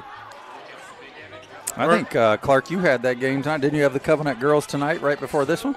We had the beginning of the first part of the doubleheader. Yeah. We had the Heritage Christian girls and Bishop Chatard girls, and the Heritage girls came out with a 7-point victory in tonight's action, 62-55. As we look at the boys, Chatard, first game of the season, already up 2 points at halftime against Heritage Christian. Craig, what was the halftime message? First, let's take a look at Chatard. First game, you got to lead. What's Coach Roseman saying to his team? Well, I think a lot of it is, hey, guys, I'm really proud on how we came out. We competed well. Didn't have too many costly turnovers. I think a lot of it is, shot selection for the most part was really good. Missed a few that would like to get back. Got a whole second half to do that. I think it's like they have to do a lot of what they did here in the here in the second half, but they got to stay composed. They got to be in a position where they're playing with poise, playing with patience, and again, allowing the game to come to them and not trying to be bigger than the moment. I think how they defended Miles Colvin, although Colvin did finish the half with 11 points, as you said, a lot of those 11 were from him getting easy rebounds and transitioning and getting downhill early in the offense. Within the offense, they contested and forced Colvin into some tough fadeaway jumpers, some that he hit, but some that he didn't. And I think Coach Roseman's pleased with their effort there. Meanwhile, if you look at Heritage Christian, down 2, it's kind of a back-and-forth game. You were down 6 at one point, kind of clawed your way to a lead, but now trailing as you head into the third quarter. What's the message that you see in the locker room for the Eagles? Well, I think one is, Coach, I'm trying to get us out in transition. Get our clean rebounds. As we get clean rebounds, we got to push. I always used to say when I was coaching, we'd like to get 14 points. It's kind of that threshold in transition. But when you have some athletes like they have with Doss and certainly with Colvin and a few other ones that can get out and run, even with Wiggins is a good athlete that can run the floor. But I think that you want to try to at least get yourself to where you're getting 8 to 10 points in transition this half. It just kind of helps elevate your offensive play. And then I think the other thing is, if your Heritage is ball movement. It was a little bit stagnant there in the first half. There was just a little bit too much ISO play. I think, you catch these balls off your teammates' passes. You rip to the hip and you read your gaps and you look to attack. If you can't pitch 2, then you got to move the ball. There's just a little too much holding there. I think obviously the flip side of that with Chatard, don't know if we'll see it, but I'd like to see them try to extend their defense a little bit higher and trying to get Heritage a little bit less comfort in starting their offense a little higher than what they might want. Well, anxious to see some of these adjustments and what these coaches are going to do. A couple of our future games for both these teams. For Chatard, they play Friday the 16th at Covenant Christian, Monday the 19th against Shortridge, and then Wednesday the 21st at Indianapolis, Washington. And meanwhile, for Heritage Christian, they'll play Friday the 16th against Gearing Catholic, then the 17th against Cecina, and then the 20th, Tuesday, at Pendleton Heights. The Heritage Christian ball, and we noticed that Dylan Doss, who was taken out there with a little bit of an injury, is backed up, so maybe he got an ankle taped or whatever the case was, but he's got on a new pair of fresh kicks, too. Maybe it's can't tell. Look like they're pink shoes there, Clark. I don't know, but they would always make me run higher and jump faster. He's up ahead. Davidson throws it down. Robert Davidson, his second hammer dunk of the night. And Chatard now up 4. Allmeyer works up top to Colvin. He'll drive to the right, and they'll call. Looks like I got him on the body with Stifler. Mm-hmm. As we see the steal here. Yep. Hand in the passing, then there's Stifler, and nice unselfish play. Might even got away with a little bit of foul. Got a little bit of contact, but nonetheless, good job in getting the easy 2 there with the flush. Out of bounds underneath. Wiggins to Colvin. He'll back it out. Spin, fade away from 15. That's the Can't shot. get it to fall, but how about the hustle and put back by Tyler Allmeyer and drawing the and-1. Yeah, really good job there by Tyler. Love attacking the glass like that when you see either the ball going up or your teammate attacking, really following that to the glass. And as we see here, really good job of fighting that and quick release to get that up and drawing that contact. Came all the way from beyond the three-point line on the baseline to get himself in position and finish the and-1 opportunity. And if you're Coach Roseman, you like the shot that you had Colvin take, and it was contested at that. So that's what you want, allowing him to not only be contained defensively, but forcing the jump shot. Cut the lead to 1 on that three-point play. As Roseman now with the ball, Heritage changing up their defense a little bit. And Clark, that's what we're talking about, what I want to see Chatard do. You're seeing Heritage do it, kind of pressing their defense out, having a little bit more ball containment, a little higher. It just makes teams uncomfortable trying to run an offensive set when everything gets pressed so much higher towards the timeline. To your point, Craig, they're well beyond the volleyball line, between the volleyball and half court, some 25, 30 feet and beyond. And everything going east to west, nothing going toward the basket. Yeah, we call that as we get a little drive here by Davidson and getting a 3. Davidson gets the offensive rebound and put back. Robert Davidson. Yeah, what's to your point there, we're talking about where the ball's east and west. A lot of times we called that when I was coaching as trimming the edge. You're really not puncturing the defense and allowing them to collapse. Everything's just trimming the edge, and it allows the defense to stay comfortable. Into the game for Heritage is Luke Peters. He post feed pass to Colvin, cut off nicely by Stifler. Shot up, no good. Battle for rebound was Wiggins. And the strong Andrew Wiggins will go to the free throw line. I tell you, Chatard's doing a good job, even though it's very early on, just a couple minutes in. And you can see Colvin not saying that he's flustered by any means, but he's trying to have some conversation with the coaches and what's happening. This is the big thing, though, is when you have a high caliber player like you have Colvin on this Heritage team, what can't happen is the support cast is standing around watching him, and it creates more of an ISO. Whether it's doubles or whether he's being contained, he's got to have the support of the guys off the ball, creating some movement. At the points of his attack, you kind of have to have circle motion to be able to trail the penetration, so he's got a bailout. When guys just stand around, it becomes easier for any opponent to be able to guard that highlight player. And he's got to be able to trust those guys being in those positions and also to be able to make those plays as well, as Wiggins makes both free throws. As the fourth foul there from Nolan Stifler. So Colin Guy has checked in the game for him. Stifler had been guarding Colvin. Also has checked in the game as number 13 for Chatard, Drew Knapp. 3 is good in the corner by Roseman. This I said it before, you get a timeout here. This kid is truly out the gate, first game of the season as a freshman, starting his high school career, showing that he truly belongs. He is not shy, and you would expect that in a coach's son, but it has shown great poise now with 13 points and a bulk of this second half still to go. I want to tell you that Jack's Donuts has great donuts made and served fresh every day, plus great tasting coffee. Stop by at Jack's Donuts at 9105 East 56th Street or a Jack's in your neighborhood. Jack's Donuts, the official donut of IndianaSRN, and producer Ben Wood.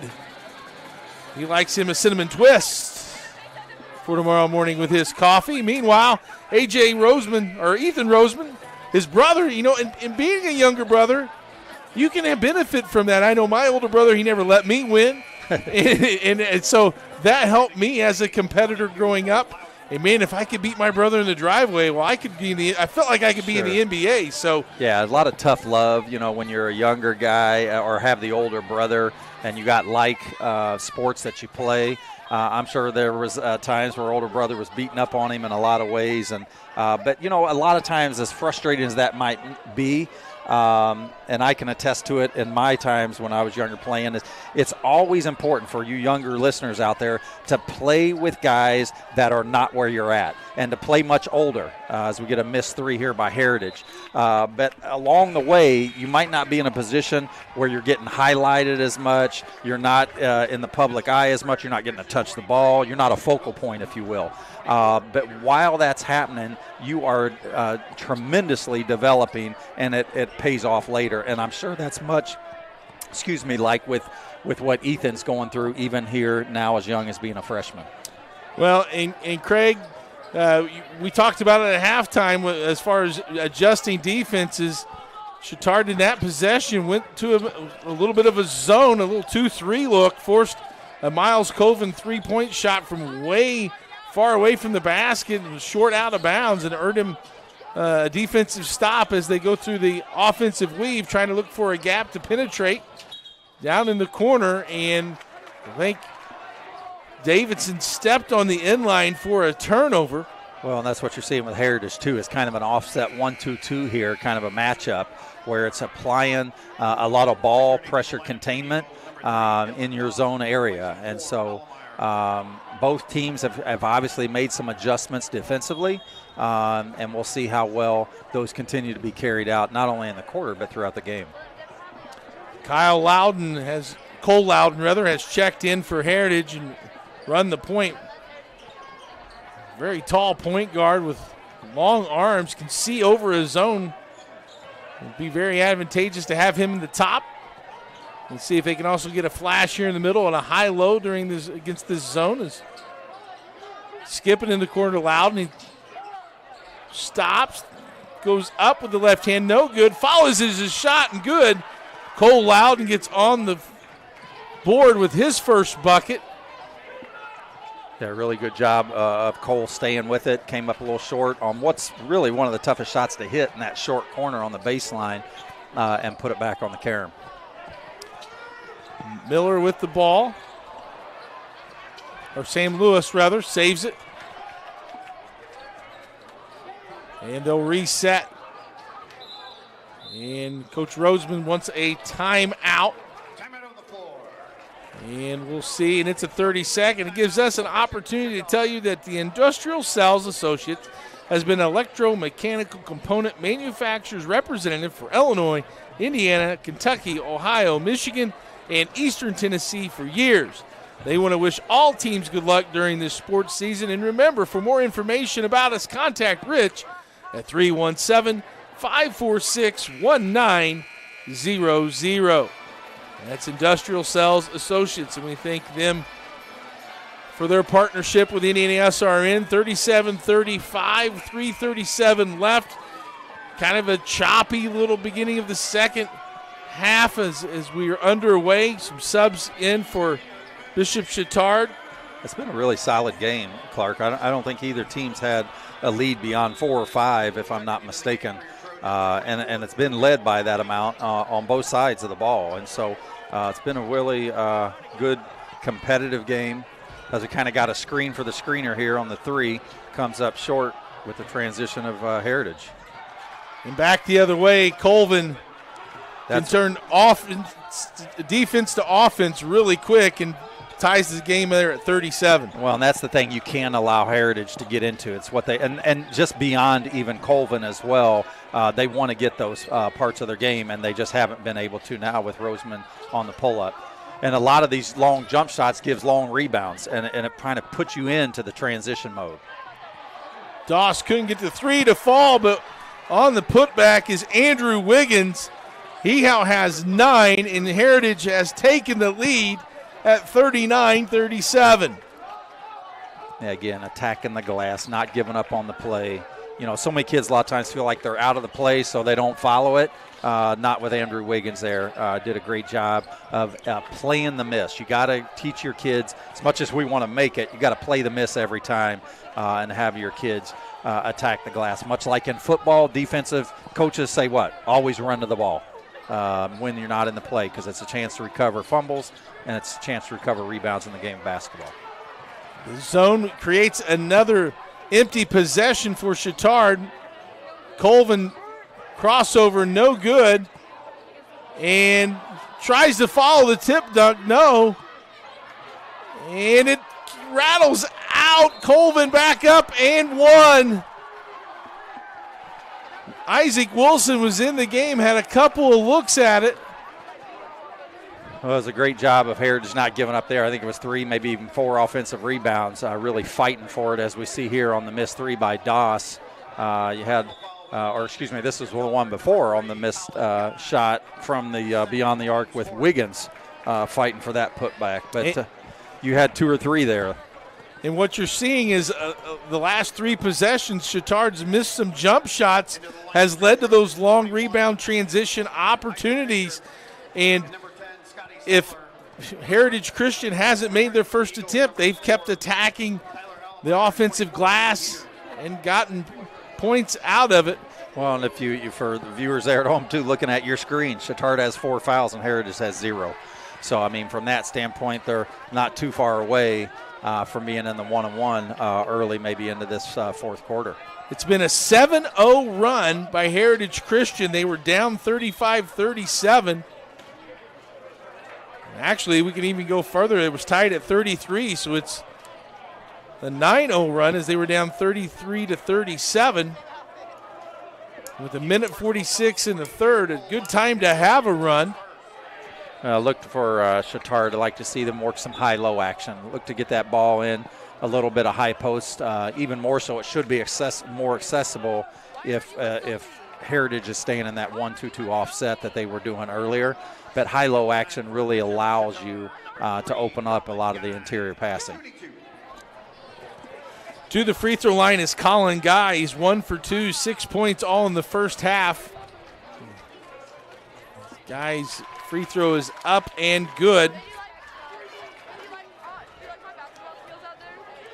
And he'll earn a second free throw opportunity. Important 1:46 here to close this quarter out for both teams. As a little forecourt pressure by Chatard, easily inbounded. And Cole Loudon brings it across the timeline. Hand off to Colvin. He'll settle for three. Doesn't get it to fall. I think they might have missed a foul there because he hit him in his face on the shot and then bumped him a bit. But and then he turns around and hits a three on the backside is Colin Guy. Guy now with 11, and it's 42. And that's not only 11, but 11 off the bench, too. So great job. You always look for that contributors off the bench to give you a scoring punch and really look to boost the teams when they need it. Wiggins down low, gets a strong pass, and nice drop step scored. Yeah, and I got to even also point out there the post-entry pass. Really good touch pass on the lob to the low hand away from the defense. If you're Chatard, you want to be patient here, work the ball, play for your shot. Not to say jump shots are bad, but the last couple that they've taken have been a little bit quick. You can always get those in any time of possession. Driving down the lane was Scott Simler, and it's blocked. Loudon, left-hand Euro step, uses the rim nicely to score. Cole Loudon with his second field goal. Yeah, really good finish with that inside hand on the reverse side. So great job there in transition. All started by Peters' block at the other end. Went to his strong hand at left hand. One shot left here for the Trojans with 10 seconds to go. Roseman isolated one-on-one. Here comes a double team to try to get it out of his hands. They get it to Lewis. In the corner, three on the way is short. And that'll do it for the third quarter. Heritage Christian has erased a 2-point deficit. And we'll go to the fourth quarter with a Eagle lead, 46-42. Needing to hire someone to take care of your loved one when you're away? Maybe your family member just needs someone to talk to when you're not around. Why not contact Indiana licensed Serenity Care Services? Call Angela, owner of Serenity Care Services, at 317-900-6202. Our team of trained and experienced personal care providers are licensed to serve seniors requiring companion care and light housekeeping services in Indianapolis and its 5 surrounding counties. Call us today at 317-900-6202. Now hiring qualified applicants.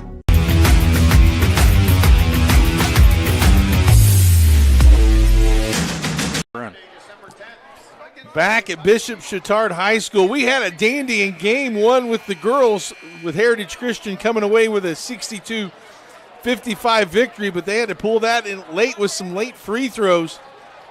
Here, Chatard had a lead after one and a halftime lead of 2, but a strong third quarter by Heritage Christian gives them a 46-42 lead as we head into the fourth. Craig, what are we looking for here at the beginning of the fourth quarter? Well, I think if you're Heritage, you want to try to do much of what you just got. I mean, for the last about 3:45 of that third quarter, they went on a 13-5 run. So I think if you're Chatard, you kind of got to get back to what got you there in those first 2.5 quarters.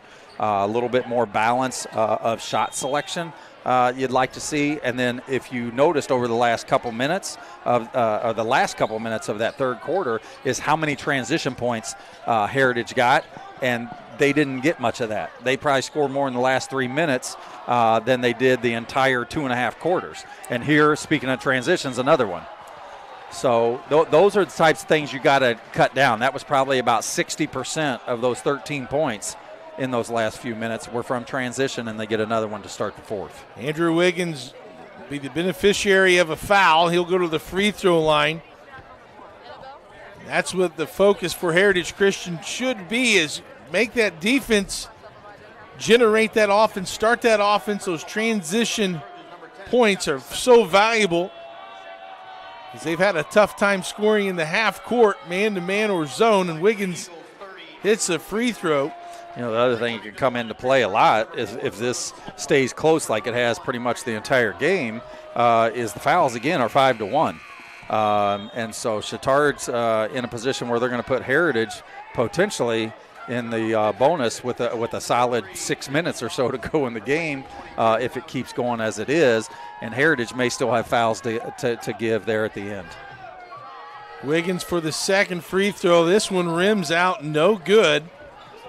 And Robert Davidson gets the rebound. He now has the ball in the offensive end. Sutter step, goes under and scores.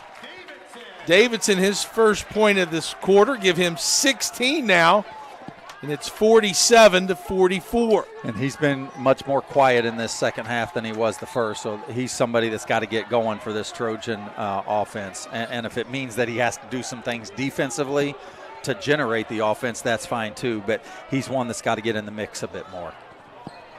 Foul on Colin Guy as he's trying to apply pressure on Miles Colvin, and that'll put Heritage Christian now at the free throw line from here on out. You know, it's one thing to, when you got a player like Colvin is we saw it with Columbus, didn't really do it much, and Chatard hadn't either. It's just really trying to just shadow him, just kind of face guard him when he doesn't have the ball. Automatically switch stuff. It doesn't mean that you're going to stop him, but you're going to contain him a little bit more, and you make his looks get harder off the ball and trying to work him more. When you allow somebody like him that's such a high-level athlete, give space and allow him to move as he wishes, you're kind of playing in a place, and especially even when he catches it, he's just too hard to guard on the perimeter. Roseman penetrates. Jump shot from the baseline is off by Simler. And here comes the Eagles on the attack off the miss. Colvin aggressively goes to the basket and is going to draw the foul. And that's even though it's a shooting foul, but they're in the bonus for 7 minutes. While Heritage is, again, we talked about that a few possessions ago, Heritage is sitting on 2. And if you're in the bonus for the whole fourth quarter, unless you have a wide open jump shot, if I was the coach of Heritage, you're attacking their basket, attacking the rim. Well, and if you've noticed, outside of Doss's 3 that Andrew Wiggins put back on that's the only jump shot that they've taken. Everything else has been in transition or attacking the basket. Very good point as Colvin to the free throw line.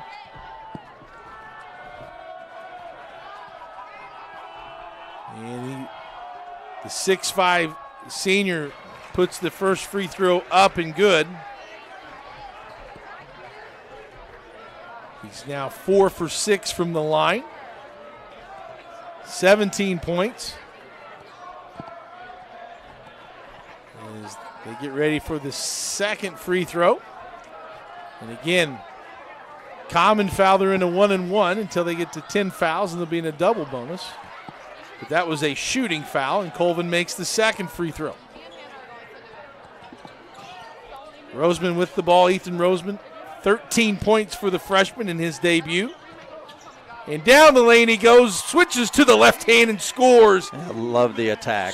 Smooth. Came right off the ball screen, kind of what we say clip the hip of your defender or your teammate setting the screen, and went straight to the basket. Love the attack and love the soft finish with the lead hand. Allmeyer with the hustle offensive rebound. Off the Colvin miss from 3, and they'll reset, will the Eagles. Dylan Doss, they go inside to Colvin. Colin Guy tries to body him up.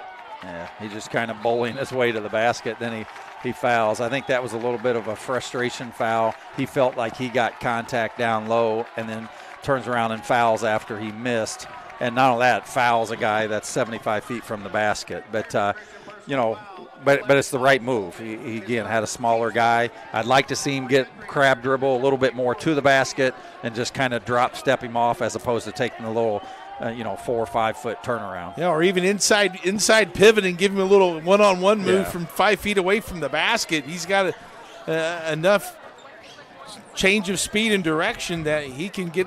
That's all the little space he needs to get an advantage. As Chatard tries to answer this 3-point lead by Heritage Christian.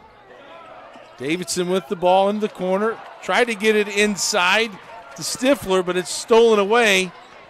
And here come the Eagles down inside of the paint. Luke Peters, jump shot no good. Good defense there by Stimler. I was going to say, it's very, very nice defense. Really used his body well, contained him. Now he's trying to do it on the offensive end. Looks like we might end up getting an offensive foul on him, though. Yeah. I think from the reaction, it certainly looks like they're going to call that an offensive foul from Nolan Stifler as he was driving to the basket. And Stifler has fouled out of this contest. So that'll take away a post presence for the Trojans. And Wade McAllister checks in for Bishop Chatard. Player control foul, no free throws. Doss brings it up. Heritage Christian looking to try to create some separation. Colvin off the down screen, attacks and flushes from the baseline. And that's what he'll do to you if you don't cut that off. I mean, regardless of who the player is on the floor, help side defense always has to be in a position where they're closing that out. If it's somebody like Colvin as well, there's got to be even more emphasis in not giving him the baseline. So we got kind of some tussling going over here. But yeah, got to take another look at the dunk here on the perimeter from the outside. Kind of shows it and gets downhill. Peters does a good job of sealing his guy off as well. But you got guys on the weak side that are still almost out on the three-point line where they should be more at the midline and being able to dive to that basket right there to be able to meet him and force a little 5-foot pull-up. Yeah, a little pin down screen. Nice set call by the offensive staff. And we have a official stoppage. I'm not sure what it was. Well, that'll give us time to tell you about Ref Reps is designed in partnership with numerous state high school associations, helping officials to hone their skills and promote unity in the officiating world. Ref Reps is for the new official as well as the seasoned veteran. Contact us at refreps.com. Thank you, Ref Reps. Well, whatever it was, I got it taken care of. We're back to action here. Chatard underneath their own basket, throws it in. Colin Guy out on side of the perimeter. They'll reset. It's McAllister in a nice little bounce pass to a cutting guy. Will get fouled, and that'll be the fourth team foul on Heritage Christian, or fifth team foul rather on Heritage Christian. And it'll be an out of bounds again situation.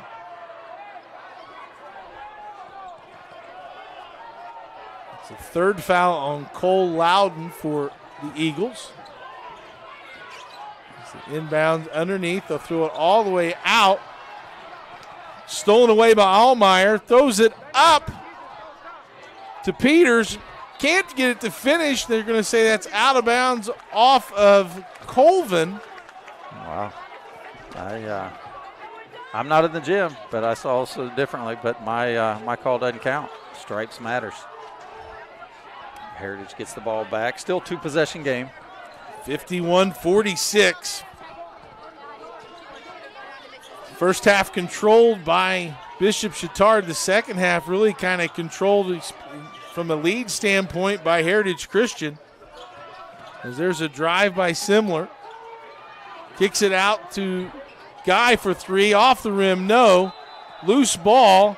And they're going to say that Dylan Doss was out of bounds. That, or I think it went off his foot, one of the two. Apologize for some of the camera angles down at this end, but again, student section probably takes precedent, but it'll remain Chatard's ball. Looks like we're going to get a 30-second timeout. 30-second timeout. Let's just tell you that if you feel like treating someone special to a delicious meal from Aspen Creek Grill, well, the next time you come in for dinner, buy some gift cards to share with friends. Aspen Creek Grill has great food. Be sure to try our Pow Wow Shrimp. Aspen Creek is located in Noblesville, Indiana. Tell you, with all these food sponsors, I'm going to have Keith take us out for dinner, because I'm about good for some right now. Whether it's Jack's Donuts or Aspen Creek. I don't want donuts, though, probably this late at night. But.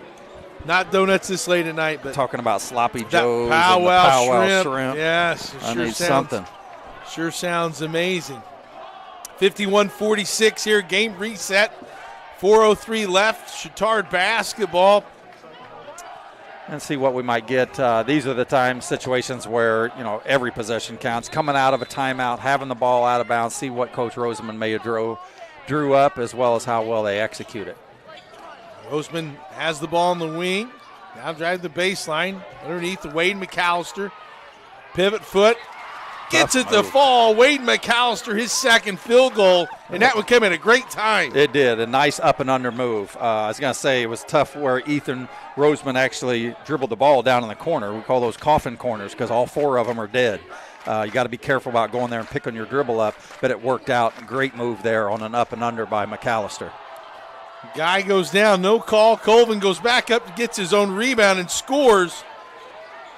Isolation play for Miles Colvin, and it's now 53-48. He's now at 22 for the game.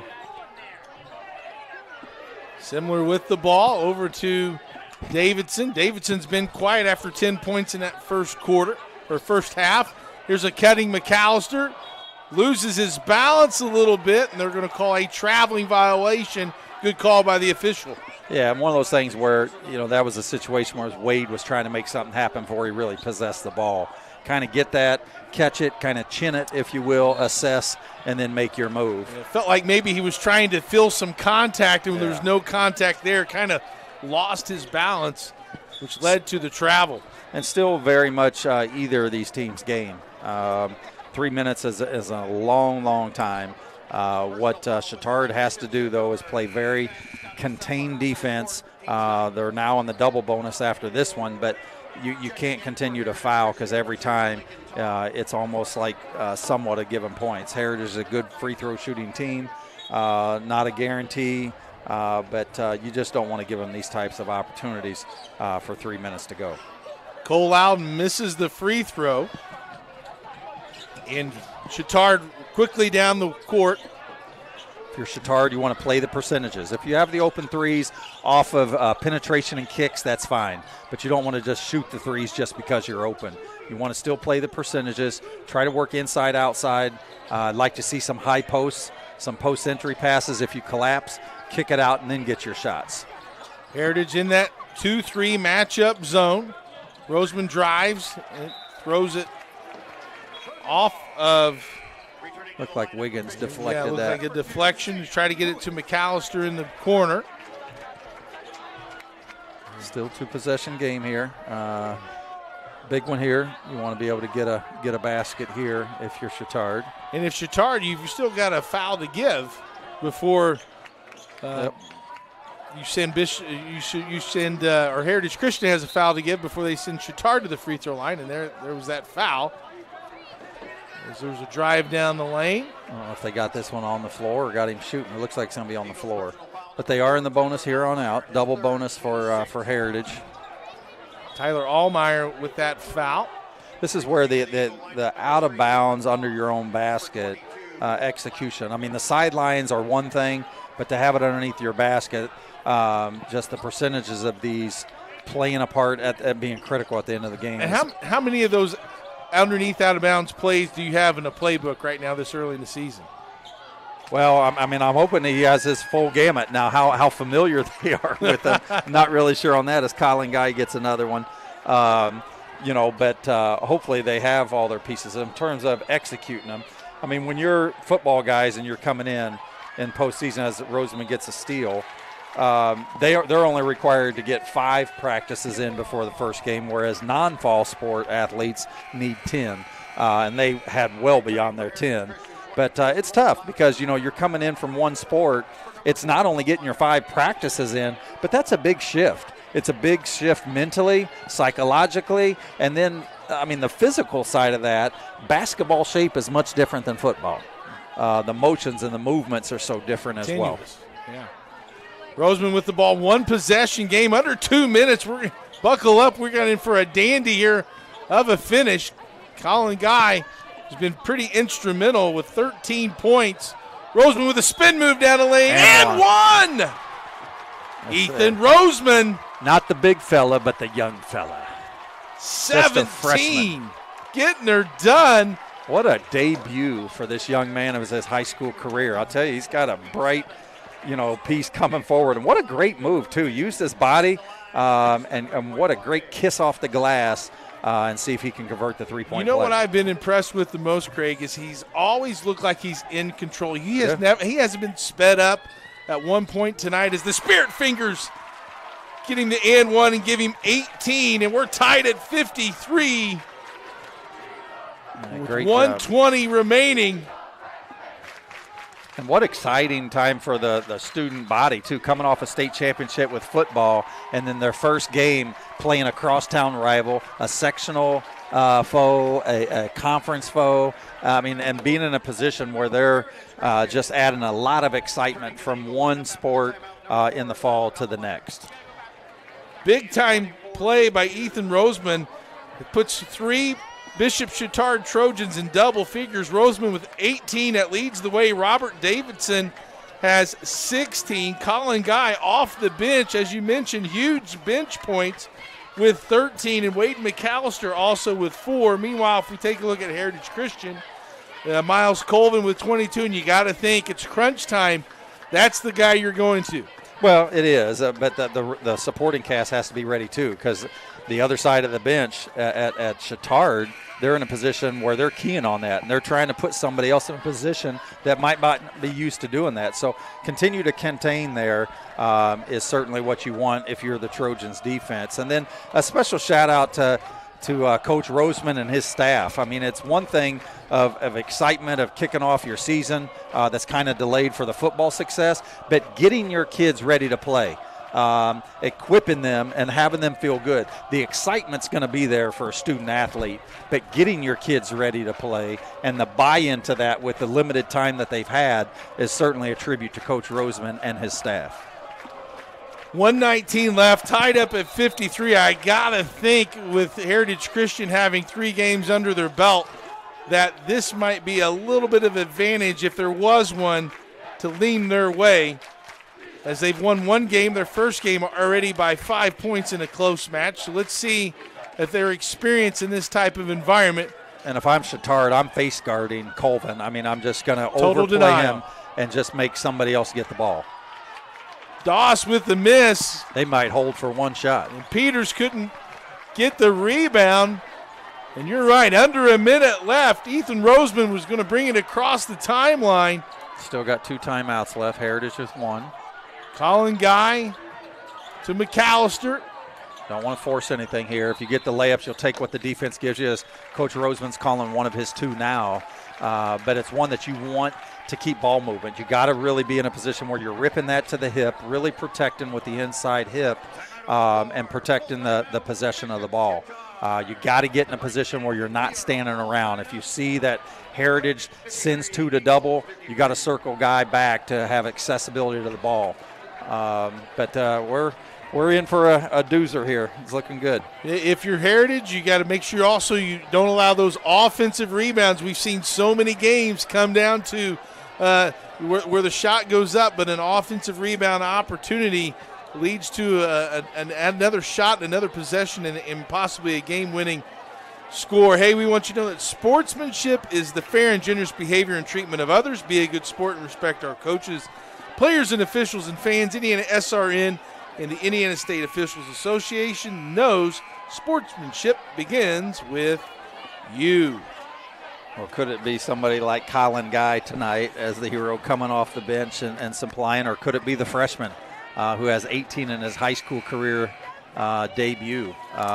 Or could it be somebody like Wade McAllister? At this point, if you're Heritage, you got to keep the lockdown D. You got to be aware of all these guys. If you're Chatard, you want to take what the defense gives you again. If a layup can come, fine, but you don't want to chase after it to the point where you give Heritage a chance off of a miss to either win the game as well or give them another possession. So I would anticipate that they hold for the last one, but here it's going to play out with 36 seconds. Yeah, it looks like Miles Colvin has switched on Ethan Roseman. Nope, they go back to their kind of zone. Roseman drives, 3 on the way. Good! Oh. Sam Lewis, his first basket of the game is huge. And not only that basket, but a 3 at that. Colvin in the other end scores. Inbound to Miller. He'll get it to McAllister. That's who you want to foul. Yeah. They'll foul McAllister with 8.9 seconds, but Sam Lewis. Let's take a look at the last 3 here, Clark. Great penetration. Look how he drew everybody and hits the open guy. But what I like with that is Sam sitting there off the ball with his feet set, ready to shoot the ball, and anticipated that. But great job by the freshman of getting downhill, drawing the defense, having them collapse, and hitting the open man. We talked earlier in the game, Craig, about the ball being in the middle of the floor and how an offense you want it there, a defense you don't for that particular reason. A drive and dish by the freshman.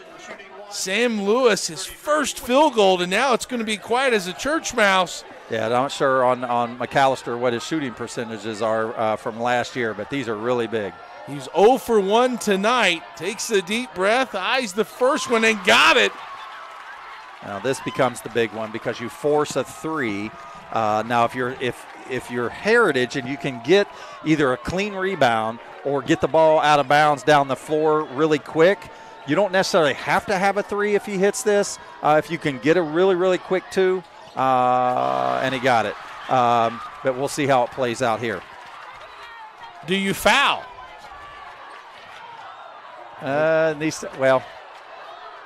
Colvin leans in under 2. No, Davidson gets the rebound, and that's it.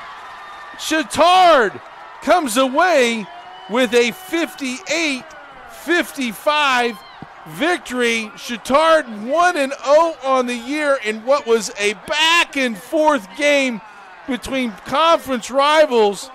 Some big shots and big plays down the end of the game by both teams, but Sam Lewis drills a 3 and takes Bishop Chatard Trojans to the victory lane. Yeah, and I'll tell you what a great way to start your season. But you know what? That screen, that shot right there says it all.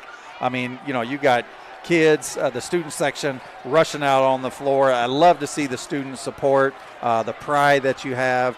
But, going back to your question is, do you foul in that moment? I think a lot of that comes into play at the moment of how quickly the ball is rebounded or the ball is inbounded, how quickly they advance it. If you slow them down a little bit and they're getting the timeline, it takes them 2 or 3 seconds to get there, then I think I do foul. But if they get through it quick, I think that I don't. But in this case, it worked out for Chatard. What a great victory. Again, not only a conference game, but a sectional opponent that they can meet later on. But really well-played game. Well played, as you said, Craig, and they certainly got contributions from guys off the bench. Heritage Christian, Miles Colvin with 24, Wiggins with 12, Tyler Allmeyer with 6. And got some other contributions, but in the end, the big 3 by Sam Lewis. And to be his only basket. And Wade McAllister's 2 huge free throws to keep it at 3 seals the deal for Bishop Chatard. And that will do it for us here at IndianaSRN. We'd like to thank producer Ben Wood for his awesome job, Joel Mears for his camera work tonight, and my partner Craig Cox. This is Clark Chafin. Thanks for tuning in for both games from Bishop Chatard High School. Until next time, so long, everybody.